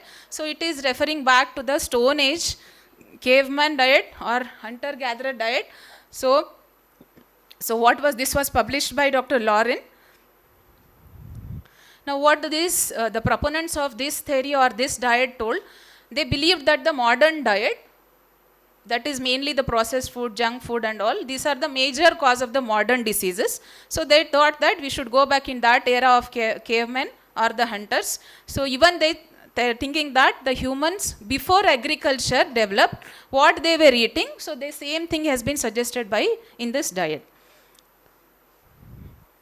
So again there are different levels of Paleolithic diet which you have to take your patient through. That is the entry level, maintenance and the maximum weight loss level. So here we have some important note, that is one has a choice not to advance to the next level if he is satisfied. Doesn't mean that at entry level you have to take to the patient to the maintenance or maximum weight loss level.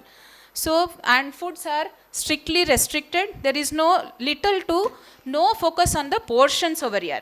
So different diets have got different principles, that some diets will focus on the portion, some diet will focus on the type of the food, some diets will focus on the time which has to be consumed. So this is one such diet where there is little or no focus on the portions or the calories what you are taking. It is just telling that what to eat, what not to eat. So this is the list of the food items. Now coming to the effectiveness, yes, it was proved effective by many studies.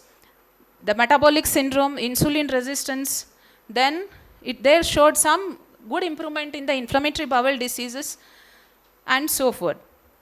Now coming to the limitations of this. So this is, as these food groups, that is the food groups like grains, legumes and dairy products are discouraged from this, definitely it has got some nutritional imbalance or deficiencies. So these patients encountered the micronutrient deficiency who are having a long term. Then coming to the Mediterranean diet, which is widely followed diet. This was emerged in 1950, one of the diet which is proposed regarding the heart health and the food. So this is a Mediterranean diet pyramid.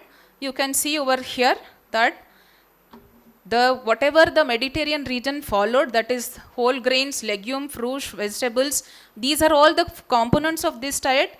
with a moderate allowing of alcohol, dairy products and meat.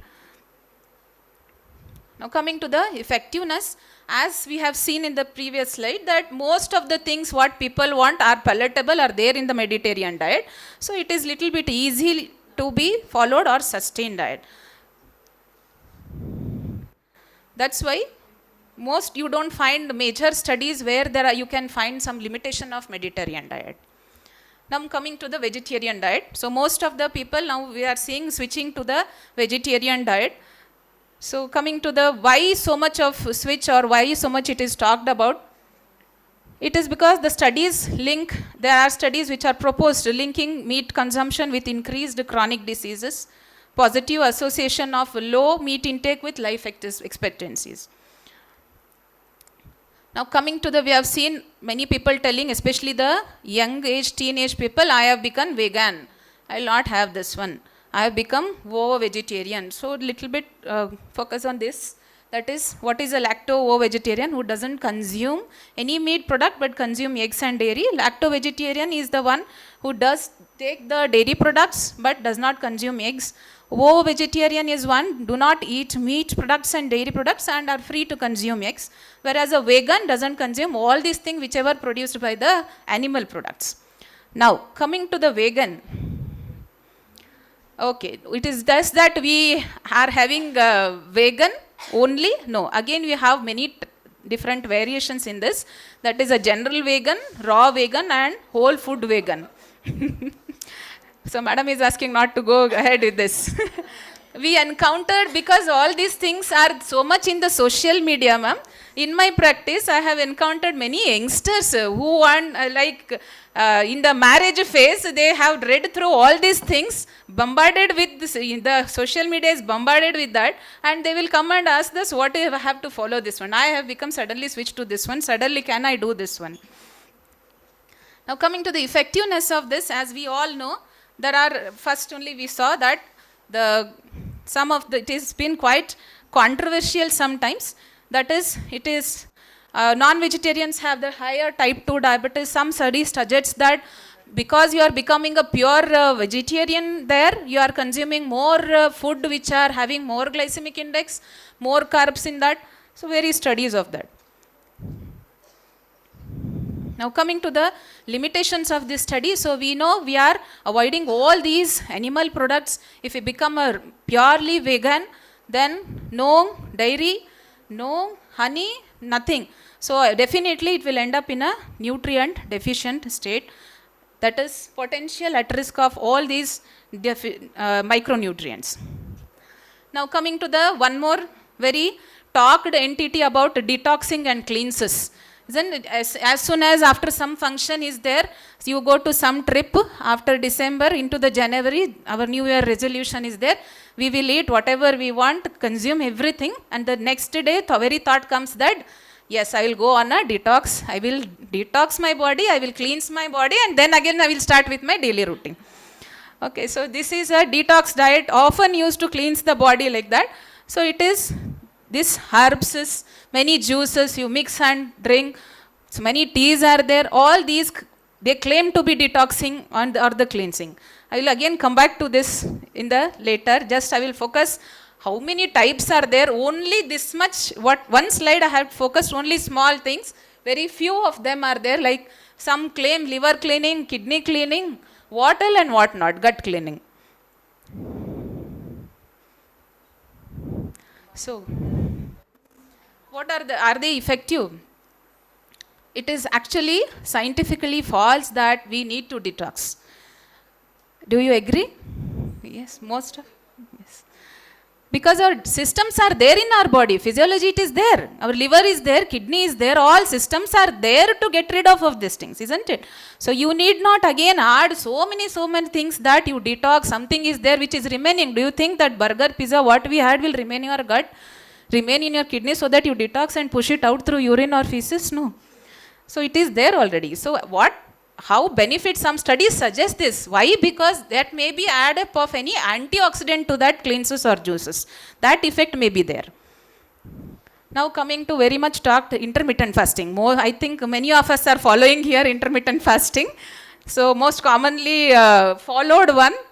So another form, popularity is increasing. We know so many numbers here. Always we'll be talking about in this ratio 16:8, 14:10, 5:2 and whatnot. So what does this mainly focus on? So earlier diets we have seen that so many diets, they focused on the food groups, what food groups should be consumed and not consumed, and calories restriction. Now, but the intermittent fasting is such that it is only telling us about scheduled eating. Okay, at what time we should eat, what time we should not eat. It is not mentioned that how much we should eat, what we should eat, and what type we should eat. So that is nothing but the intermittent fasting. Again, I'll just like to put up one slide that how many different types of intermittent fastings are there. Alternate day fasting, 5:2, 5 days eating in a week, 2 days, then eat, stop, eat, 24 hours, 36 hours of fasting, spontaneous meal skipping, warrior diet, and so forth. Now, what about the effectiveness of this? So, this is tested. So many studies have come. Yes, they have shown a very good response in this. The studies have shown there is a decrease in fasting insulin, non-significant change in the glucose and the ghrelin. These are all reported. Now, what about this limitation? Only some short-term studies highlighted the potential harms of intermittent fasting.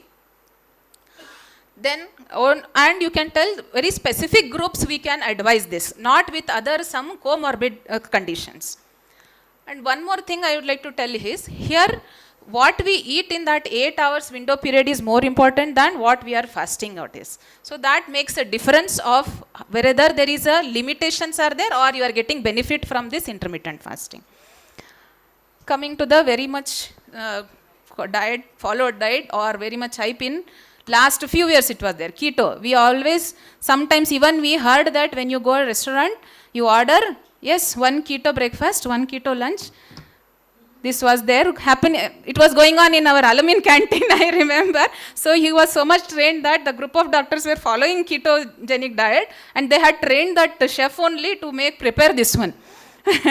So this was the thing. So what does it actually do? The ketogenic diet, what I can tell is, so what it suggests, eat fat to lose fat.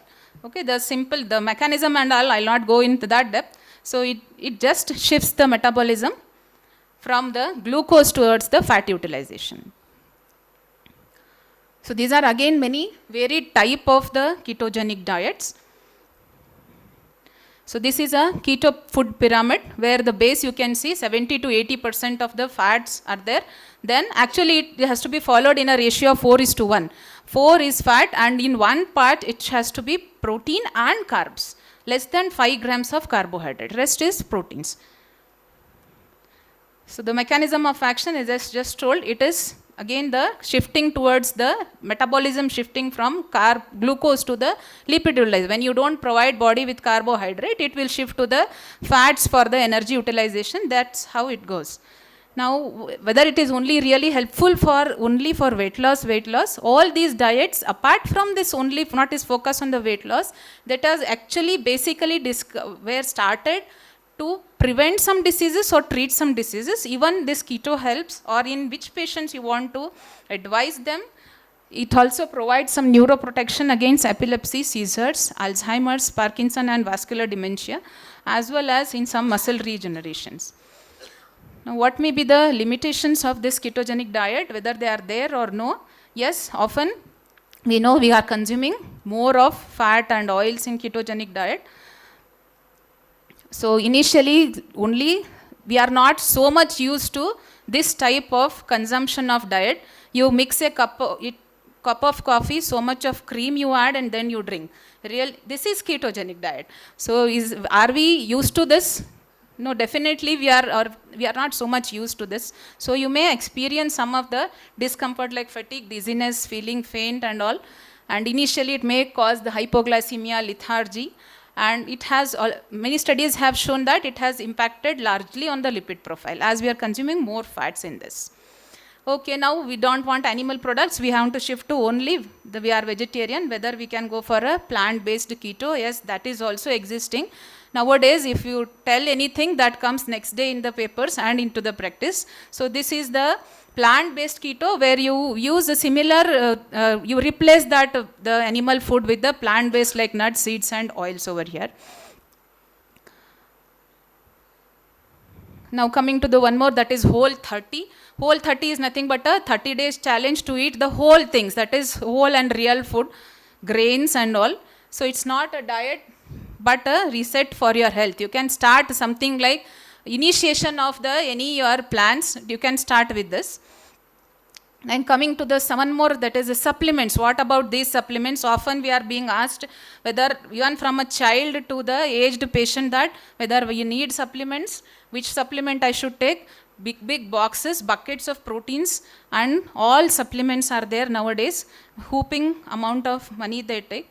So whether really they are required, yes, whether they are really required to only some population like pregnant, iron, all these can be given to them, but not necessarily everybody. So does this supplement live up to the hype? Are they necessary? Unlike foods and medication, the supplement industry is subject to little government regulation. That's why this big hype is there regarding the supplementation.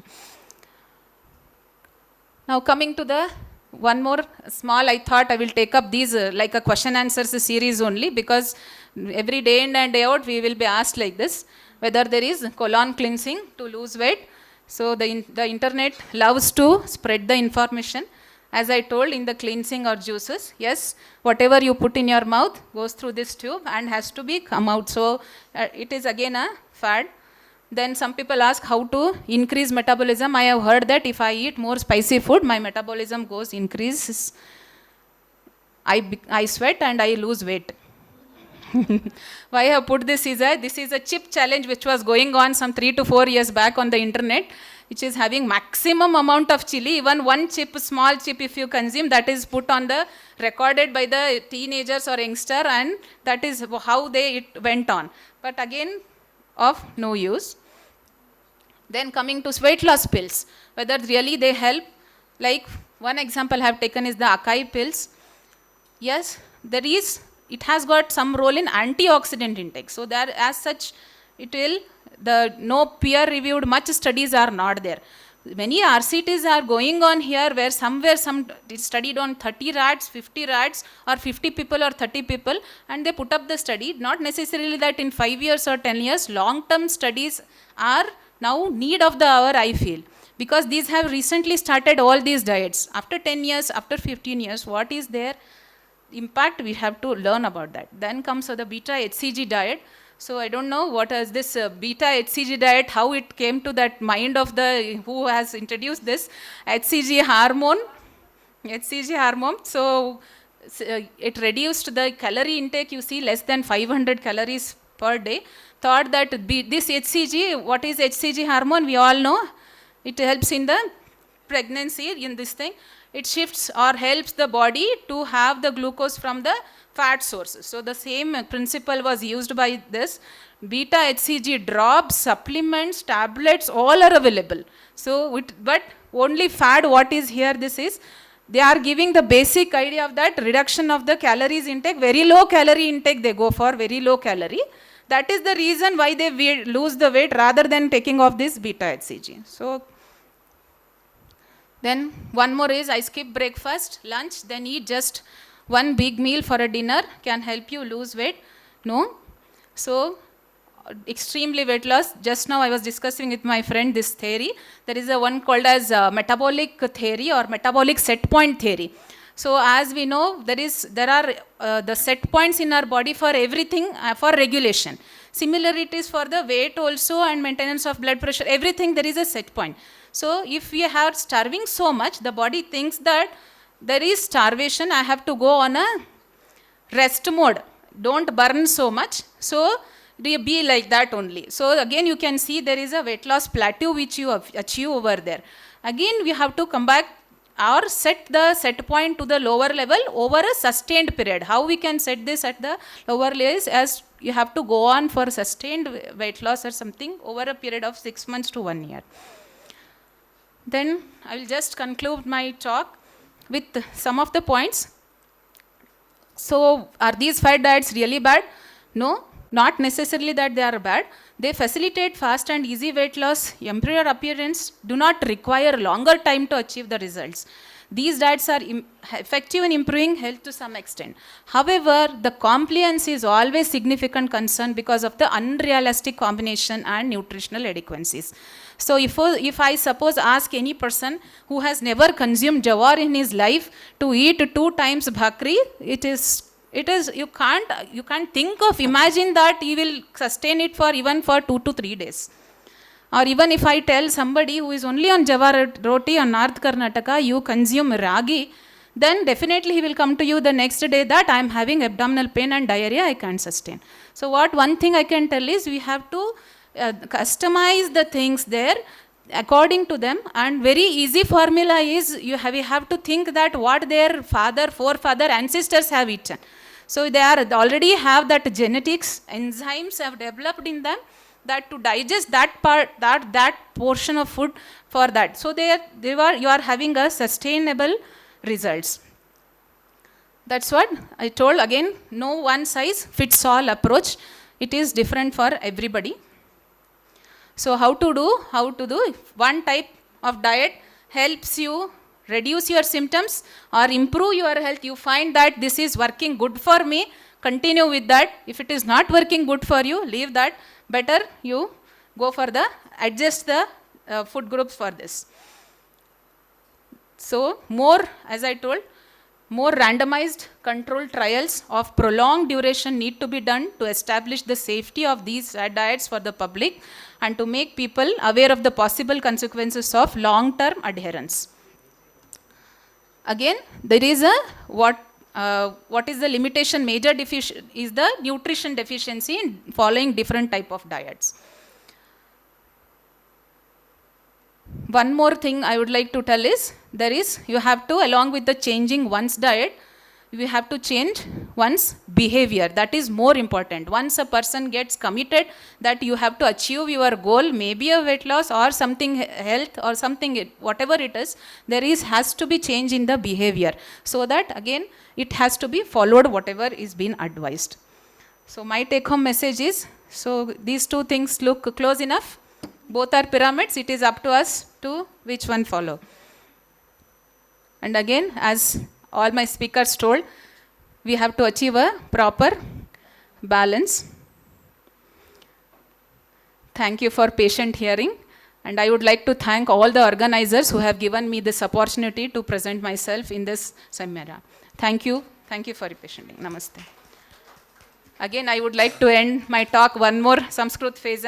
Annena sarva bhuteshu vandita sukhino bhavantu. May all beings be happy and healthy with food. That is my wish. Thank you.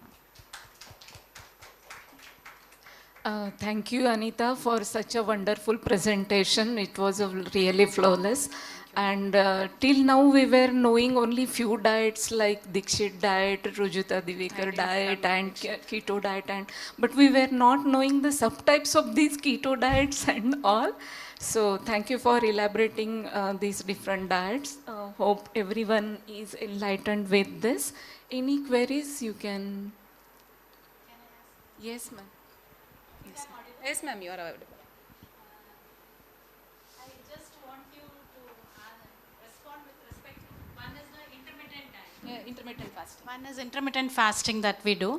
And then before that, the diabetes people, usually what diet they tell is frequent meals you take, but it should be small. Yes. So as a physiologist, we all know whenever we are having food, there is some insulin that is released. Definitely. And ultimately the culprit is the development of insulin resistance. Yes. So how different is it in this intermittent? It is my actually probably a personal query also that I want to know.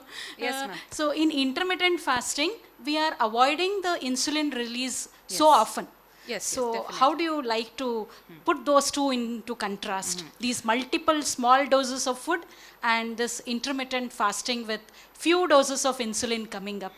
few insulin spikes. Okay, I understood your question, ma'am. Yeah. You want to highlight me on the diabetic and non-diabetic who are following intermittent Yeah. fasting. If not Because a the theory- detailed scientific answer, Yes, at yes, least no, I ma'am. want what is this insulin resistance? How is it working in both the places? So that is the basic principle of these diet, that as you only told, there is whenever we consume something small thing also, there is insulin production, and more the insulin is produced, more resistance is offered over there. That's why intermittent fasting, coming to the diabetic individuals, why there again it depends upon the type 1 and type 2. Type 1 we can't advise anything, any diet, it all depends upon their insulin and all.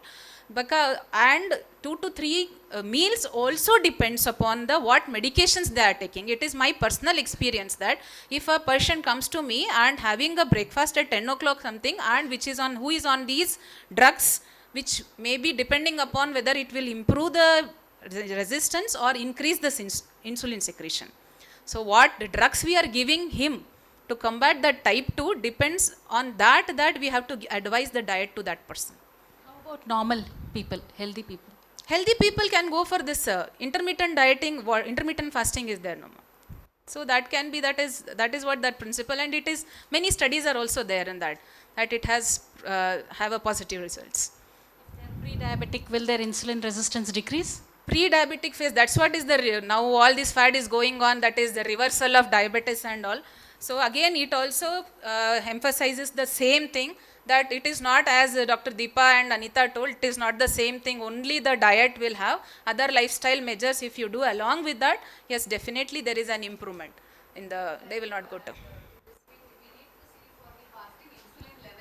That's what, insulin If levels. the levels are high, then accordingly you have to give the diet whatever is That's there. what, it If the uphold- insulin levels are normal, then there is no use of changing it. Like it will not fall down It if will you not do. fall. That Yeah, depends yeah. upon the type, and as well as we have to go for again a C-peptide study, whether it is really that insulin deficient and all. That protocol we should follow. Accordingly, only diet has to be planned. And as Madam mentioned, Dikshit diet, they look for the, I think, insulin levels also, ma'am, Yes. along with the diet, and they go Again, on yeah. following that. If the levels are high, then yes, definitely, It definitely. is again a form of intermittent fasting only, but here he tells that along with that we have to add some physical activity. That is what that health dimensions they are covering along with only diet. So again it depends upon the, what I can tell you, that person, his comorbid conditions also, whether you are giving the ratio of this one, whether you are giving him an advice of exercise to diet to 50%, or if some patient has come to with severe arthritis, I cannot advise him to move around, walk for 5 kilometers. No, definitely it has to be switched to the 80% of diet and 20% of physical activity. Just I can one line tell that it has to be customized for that individual. Tailor-made. Tailor-made. Thank you. Any questions?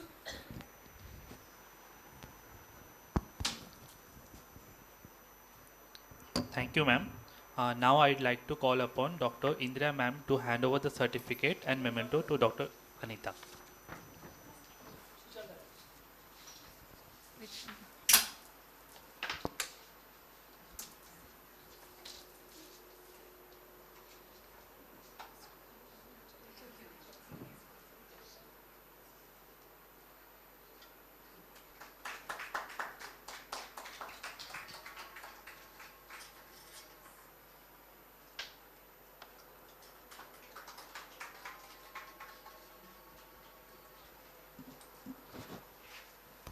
Thank you, Indira ma'am. Thank you, Anita ma'am. We'd now like to call upon Dr. Nandini Takalati for the invited lecture. Yes. Good afternoon. Here I present Dr. Nandini's brief biosketch. I'm happy to introduce Dr. Nandini to the gathering, who has recently joined our Department of Biochemistry at BLDE University. She has completed her UG and PG from Gulbarga with a second rank to the university. Also completed her MD Biochemistry from Kolar with the highest percentage. Ma'am has completed her diploma in community mental health for doctors from NIMHANS and fellowship in diabetes from Medversity. She is a life member of MB and IMA, a certified internal auditor for NABL Labs, and served as a quality manager and department head and consultant biochemist at Bhagwan Mahavir Jain Hospital and Mallige Hospital, Bangalore for 6 years, and she has led the team for NABL audit. Presented research papers in various conferences with 8 publications. She has been a guest speaker at state level biochemistry conference, with also chaired sessions at biochemistry CMEs, and also she is being appointed as observer for RGSS for conducting the CMEs. Here I present Dr. Nandini Takalki, and we are interested in listening to her talk, that is breaking the stigma, promotion of mental health and awareness for the well-being. Thank you so much, ma'am, for your introduction. So after all this nutrition, diet, optimistic life skills, positive attitude, if we are following everything, if this is not fine, if mental status is not fine, what nutrition I will enjoy? What luxuries I have in my life, I will not be able to enjoy until the mental status is not fine. So today I'll be highlighting the stigma associated with mental illness, the disease burden associated with it, under following objectives: introduction, incidence, prevalence and disease impact of mental illness, pathophysiology, stigma and its impact, myths, common myths and facts associated with mental illness, and how do we solve them with certain preventive measures. So health definition, my friend has already described in detail that it is state of complete physical, mental and social well-being, and not just merely the absence of disorder. So I'll skip here and go directly to the mental health. So what is mental health? So it is not the absence of any illness. So mental health is state of mental well-being which enable people to cope with the stresses of day-to-day life, realize their abilities, learn well and work well, and try to contribute to the community we are living in as much as possible. So this is mental health. It is not the absence of mental illness. And mental health is a very much integral part of overall well-being that we need to understand and focus more on it, at least in the current trend. So what is mental illness? So it is basically alterations in thinking, alteration in mood or behavior associated with distress or impaired functioning. And these mental illnesses are the main cause of disease and disability in the world and are responsible for daily assisted life loss in because, and second leading cause than leaving behind the cardiovascular disorders. So the prevalence and incidence of mental illness are so high in spite of underreporting, in spite of not seeking treatment. So this is the disease burden which is currently happening. If we look at the study done by NIMHANS in the year 2015, 1 year prevalence of getting mental illness for any individual is 10.6%, and the lifetime prevalence of having a mental illness is up to 14%. And after COVID pandemic, the numbers have risen to 38%, and the worrisome fact here is the age group affected. It is between 15 to 40 years who are like the most pillars of any country. They are being affected by mental illness, with depression and anxiety being the commonest cause or commonest disorder affecting.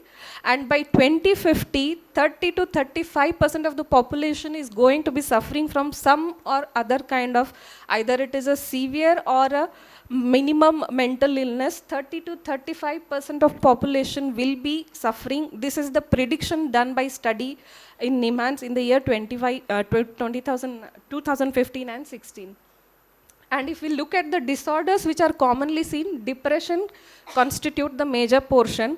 From childhood disorders, which accounts for again 9 to 10%, geriatric health issues constitute 10 to 20%, with substance abuse 4 to 5%, and severe mental disorders including schizophrenia or bipolar disorders constitute 0.3 to 0.7%. So depression and anxiety are the major illnesses which are affecting the younger population than the old age group. So that is really needs to be addressed. So what makes us vulnerable to these mental illnesses? So it is individual psychological and biological factors. That means everyone is working, everyone is doing the same thing, but some people are prone to develop anxiety or depression, some are not able to develop. That is because of our psychological and biological factors, which includes our genetic makeup, which include our emotional quotient, which includes our ability to cope up with the stress, and our life experiences, what trauma we have undergone, especially during early adulthood or early childhood, that makes lot of impact. If there is any family history of mental illness, there is possibility of getting mental illness in future. Substance use and exposure to unfavorable social, economical, geopolitical circumstances also makes us vulnerable. Along with that, harsh parenting and physical abuse and bullying at a sensitive period of growth, that is in early childhood, is one of, not the major, but one of the cause for developing mental illness in adulthood. And along with that, there is chronic stress, inadequate sleep, sedentary lifestyle, improper diet, and chronic inflammation are add on to it. So what is the biophysiology of mental illnesses? So it is combination of both biochemistry and physiology which is responsible for mental illnesses. So what is the biochemistry here? Or what is the physiology here? To do the work, we need neurotransmitters or hormones which are taking care of everything, how we behave, how we talk, how we respond, how we do our job, everything. So major hormones which are involved in these mental illnesses are dopamine and serotonin along with other hormones. So these hormones basically come from our tyrosine and tryptophan, which are aromatic amino acids undergoing lot of reactions using nutrients. Formation of these neurotransmitters requires vitamin C. Formation of these neurotransmitters requires B12. So again, nutrition comes into the picture. So it is hand in hand. And along with that, what is the physiology here? How, once these are synthesized, metabolized, how are they going to act in our body? So dopamine acts via 4 different pathways, which I will not be describing in detail, via and serotonin pathway. Basically, I just want to say that these 2 hormones act via, affect all the areas of the brain. Either it is cortex or hippocampus or the midbrain or the cerebrum, it is going to be involved in all the areas of the brain and affect our reward, affect our thinking, affect our parallel working capacity, mood, memory, sleep pattern. All these 2 hormones basically are going to control all those emotions in us.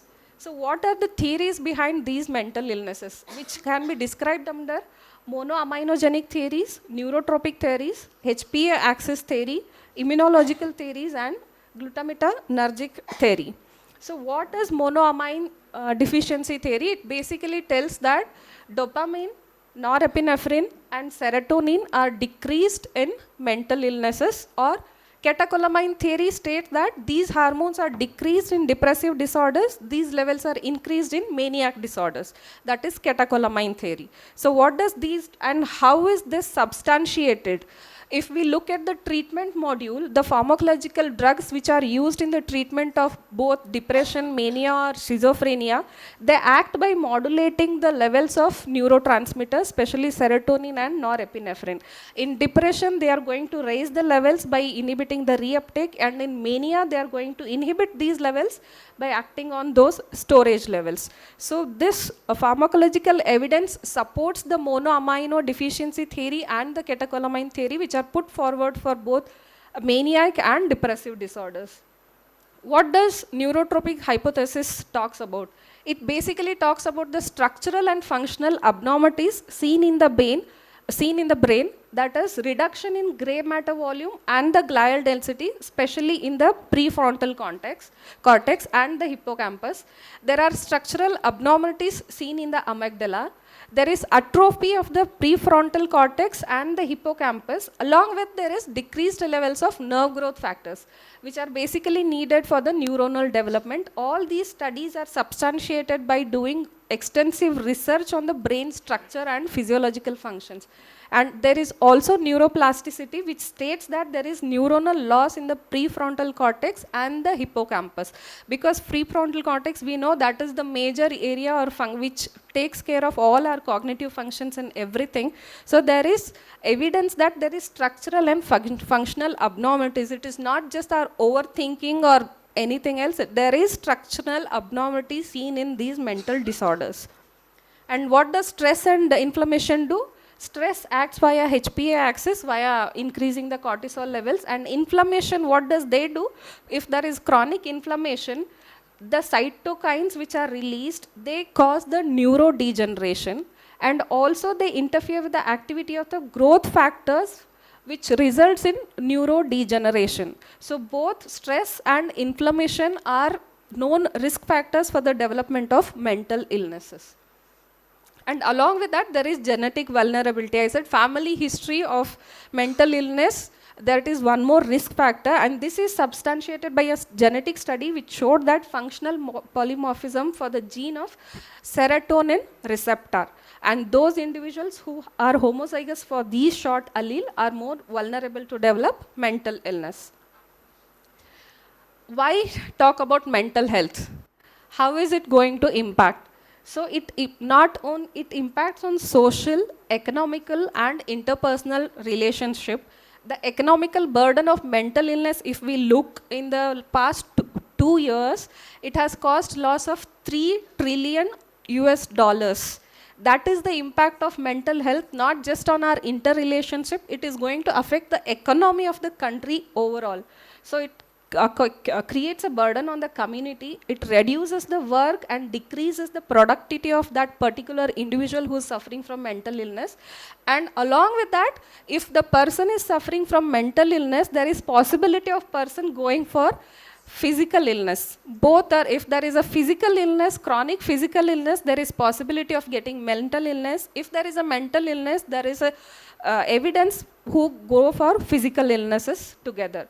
And one more worrisome thing is suicidal tendencies in these mental disorders, and this is the second leading cause of death, especially in the age group of 10 to 24 years. And if we look at the data which is given by Ministry of Health and Family Welfare in the year 2021, there were 1,64,033 deaths because of suicide, and if we take it, 450 suicide happen every day just because of mental illness, and that is the seriousness of mental illness. We only talk about cardiovascular disorders, we talk about diabetes mellitus extensively, nobody talks about mental illness. Diabetes is not going to cause death in 1 or 2 days, whereas mental illness, 450 deaths per day is really worrisome and needs to be addressed. So what is stigma surrounding it? Stigma is the most critical thing which is an obstacle to get the treatment or seek the treatment. And what is stigma? It is basically cluster of negative belief and attitude. So that makes people to fear or reject or avoid and discriminate against individuals with mental illness. So it is basically has elements of cognitive isolation, labeling, stereotyping, prejudice and emotional reactions. And this is the major obstacle to seek treatment, and because of stigma, there is treatment and the illness gap. The gap has been increased because of stigma, and a recent study done in the year 2021-22 with NIMHANS, conducted by NIMHANS, they surveyed 4,000 people, working people. It's not that they have done this survey in village people or some remote area. They have included all working people from banking sector, finance, IT, medical professionals, industrialists, business people. They have surveyed 4,000 people, and the result was so shocking. In spite of all this education, financial status, everything, 80% of the people were not seeking treatment or don't want to seek treatment just for the sake of stigma. Stigma is the reason for 80% delay in seeking treatment for over 1 year, and this study was done in the year 2021-22, just last year. So that is the impact of stigma in the mental illness. And stigma, it is both public stigma and self-stigma. Self-stigma is about having negative beliefs about ourselves, or public stigma is talking about giving, commenting on others, saying incompetent or weak on any other way. So stigma is basically of two types, public stigma or self-stigma. And why there is stigma? In spite of all this education, technical advance, recent advances, still there is stigma which is responsible for 80% delay in seeking treatment because of limited and mistaken information about psychological health. There is limited information about the knowledge. There is problem in the attitude, approach or behavior towards mental illnesses. Along with that, our cultural factors also make some impact in causing the stigma. And mental illnesses are considered as a sign of weakness. And that is one more reason causing delay in the treatment. And lack of insight. I don't know what I am feeling. I don't know whether I am suffering, whether I should, approach or seek treatment or not. That insight is lacking about oneself. And medical labeling. If a person is having any bipolar disorder, we'll be like, hey, mad. It is mania, but we label them as mad, schizophrenic, hyperactive. So that labeling also hinders people seeking treatment. So what are the side effects? It is one of the most significant is reluctant to seek treatment, losing social status, decreasing social quality and feeling hopelessness, bullying and harassment, physical violence is seen. Many cases go unreported because of this. There is self-distress and self-doubt, drug abuse. Because of delay in the treatment, there is increased disease intensity. And because of these illness, we lose the opportunity to work, and in the school, the children suffer. And one more thing is, health insurances don't talk about mental illness. They cover all other chronic inflammations, non-communicable, communicable disorders, but mental insurance do not include any mental illness in their coverage. So these are the stigmas and harmful effects associated with mental illness. So what are the myths and facts about mental illness? If person is stronger, they will not develop any mental illness. Certain type of people only will go for developing mental illness. Adolescents who get good marks and who have lot of good friends, they don't get mental illness. And mental illness cannot affect me. All these are myths. If we look at the statistics, everyone is vulnerable to develop mental illness. It does not depend on my educational qualification, neither my financial status, what friends I have, what achievements I have made. It does not take anything into consideration. And if we look at the statistic, 1 in 5 American and 1 in 8 Indian is suffering from mental illness. As I said earlier, by 2050, 30 to 35% of the population is going to be suffering from it. And with respect to children, we say, they have mood swings. Children can't experience or have mental illnesses. And bad parenting causes mental illnesses in adolescents. But if we look at the statistics, 14% of adolescents are experiencing mental health issues. And aged 10 to 15, suicide is the most prevalent cause for death. So adolescents are experiencing mental illnesses. And teenagers have mood swings, but that will not substantiate the statement that they will not have any mental illness. And bad parenting causes mental illness. It is not only bad parenting. Along with that, there is poverty, unemployment, exposure to violence or any childhood trauma, migration and other circumstantial evidences all together may cause mental illness. It is not just bad parenting. And people with mental health needs cannot tolerate the stress of holding a job. This is also not true. If a person is having mental illness and if he or she is on medication, they can be as productive as anybody else. And people with mental conditions are violent. If we again look at the statistics, only 3 to 5% are violent, and they are more vulnerable to be, abused than the general population. Next myth is therapy and self-help are a waste of time. Why bother when we can just manage with medication? There are again studies which have shown that along with medication, counseling, therapy and self-help have improved made tremendous changes in person who is seeking treatment. So it is not just medication, it is lifestyle modification or optimistic approach like my previous friends have described about it. And you only need to take care of your mental health if you have a mental illness. Again, it is a false statements. Everyone can take active steps and engage in healthy habits to optimize the mental health as well as the social health. And last myth is, I can't do anything for a person with mental health illness. As a educators, as a medical professionals, friends and family can be an important influence to help. We can advise people to seek treatment and services whichever is needed, reaching out and letting them know that we are available for their any advice or discussion, helping them access mental health services, help them learn self-care and coping techniques. These are certain facts which should be, adopted in a day-to-day life. And how do we fight the stigma? What are the solutions for it? Most important is training, awareness, making mental health services more accessible, promoting socialization and support among individuals, educational tools, and most important one is including mental health education in school children. And how do we cope with the stigma? It is by getting treatment, either it is counseling or it is therapy or it is lifestyle medication. Adopt any one of them, but adopt something. Educating ourselves and our surrounding people with the illness and the treatment options available. Patients who are suffering from mental illness need not be isolated. We need not self-blame or have shame towards having mental illness. It is like any other illness. If I have diabetes, I am openly saying I have a diabetes at this young age. I am proud of it. If I have a depression, I don't talk about it. I try to hide it. So we don't have to do that thing. No self-doubt, no shaming, no self-isolation.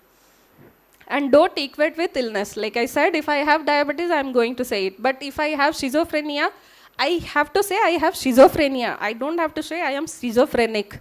If I have bipolar disorder, I have bipolar disorder. I'm not a maniac. I'm not a mad. So these are the terminologies which we should, at least as medical professionals, should adopt on a day-to-day basis and be non-judgmental about anybody, and support groups. There are various local, national, online, offline support groups available. We can join them. We can talk openly about it. And how do we break the stigma? By talking openly about mental health, educating ourselves, providing examples of initiatives and campaigns, and encouraging audience participation and support for each other, and be honest about treatment. If we are on medication, it's okay, let's discuss about it. And how do we promote mental health? By education, awareness campaigns. If there is a mental health, we can have awareness campaigns on Mental Health Day, which is on October 10th. We can have Suicide Prevention Day. We can have lifestyle modifications, like all our friends have already discussed, importance of diet, yoga, meditation, physical activity. Along with that, we can include some more changes like habit of reading books, staying away from substance abuse. Life skills which needs to be taught in school age, like decision making, problem solving, critical thinking, effective communication, and interpersonal skills should be focused more and to be taught in children. And promoting mental health at work and school, which is most needed.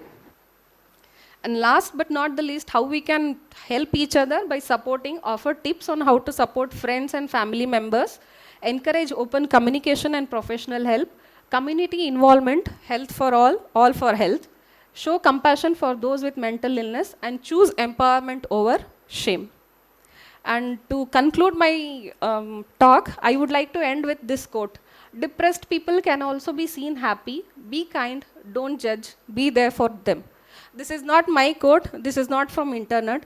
This is from our own fraternity, a PG from anesthesia who committed suicide recently, maybe in a month, 1 month back. She wrote this and she died. So this is the impact or strain of mental illness.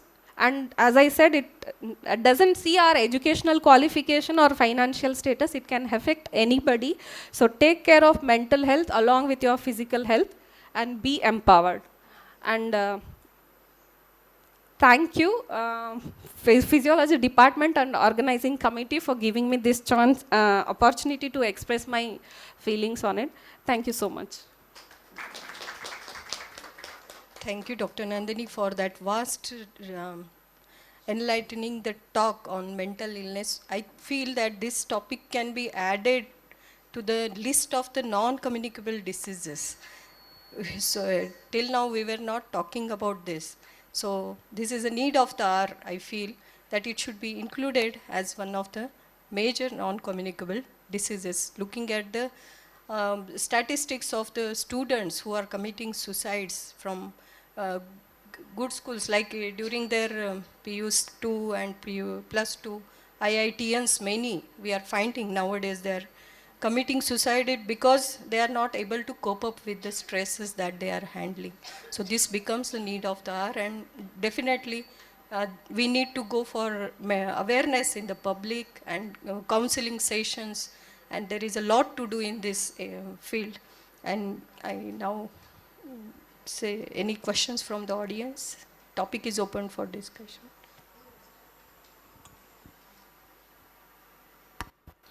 Thank you, ma'am. Thank you, ma'am. Yes. This is one of the very important point I think has been added. I must thank to the organizing committee. I must thank to organizing committee to make it in such a way in the lifestyle and well-being on which the mental health importance has been added, and you are being trained in Niman, so you are well understood. You deserve to speak here. Thank you, and sir. so this is the reasons I think that this is very important for all of us, because all the well-being so far we discussed, that is mainly the physical well-being. Mental well-being we know, but how much people are still not exposed and not willing to tell clearly and publicly there is an issue called mental health. Although we have in Nimans, which is more than 50 years, but still in our own state has not been controlled. We have a lot of people, specifically nowadays the medical student death, even the medical students under the process of training to become a doctor, entry into the medical college in the quota incidence has clearly opened the eyes that series of dozens of students at tender age, they died, they committed suicide. So this is a very important issue. I think this should be taken care very seriously. And also here the lifestyle, apart from that, exercise, meditation, which earlier your speakers have told, that is well connected with your talk, because all these things are also required to maintain. If there would have been a meditation and also in the yoga, or also maintaining the normal health life and social connectivity, that's what Dr. Balajogi told. Yes. All these things have been there, then these issues of the mental health would have not come. So mental well-being actually affected from the previous speakers. You have given a fantastic link and concluded with the story, what it built up by Professor Balayogi to end that view. So this is the perfection, and I think that this is, I think the organizing committee deserve this credibility. Thanks to Jyoti ma'am. When she told the concept of we are keeping the theme of overall well-being, I'm like, ma'am, you're talking about overall well-being, where is mental health? And she's like, you give the talk. I said, okay, ma'am. That's how it connected.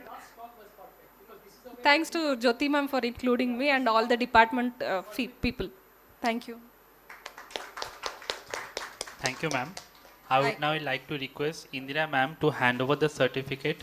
Oh, sorry. I'd like to request Nilima ma'am to hand over the certificate and memento to Dr. Nandini.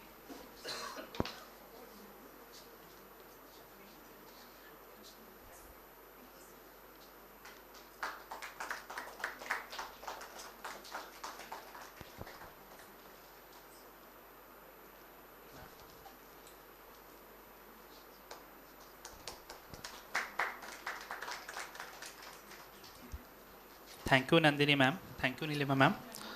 Okay. I would now like to request Lata ma'am to present the certificate and memento to the chairpersons.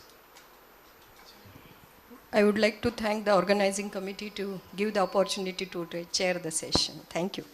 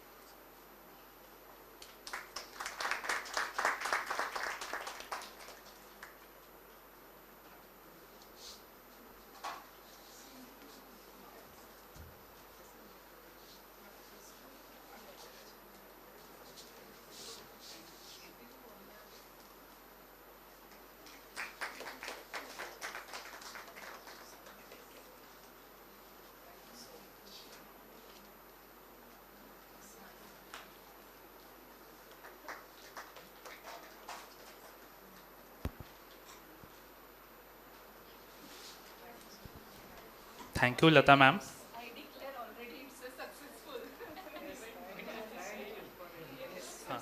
With this, we come to the end of the scientific session of this pre-conference CME cum workshop. I request all of you to kindly join for lunch.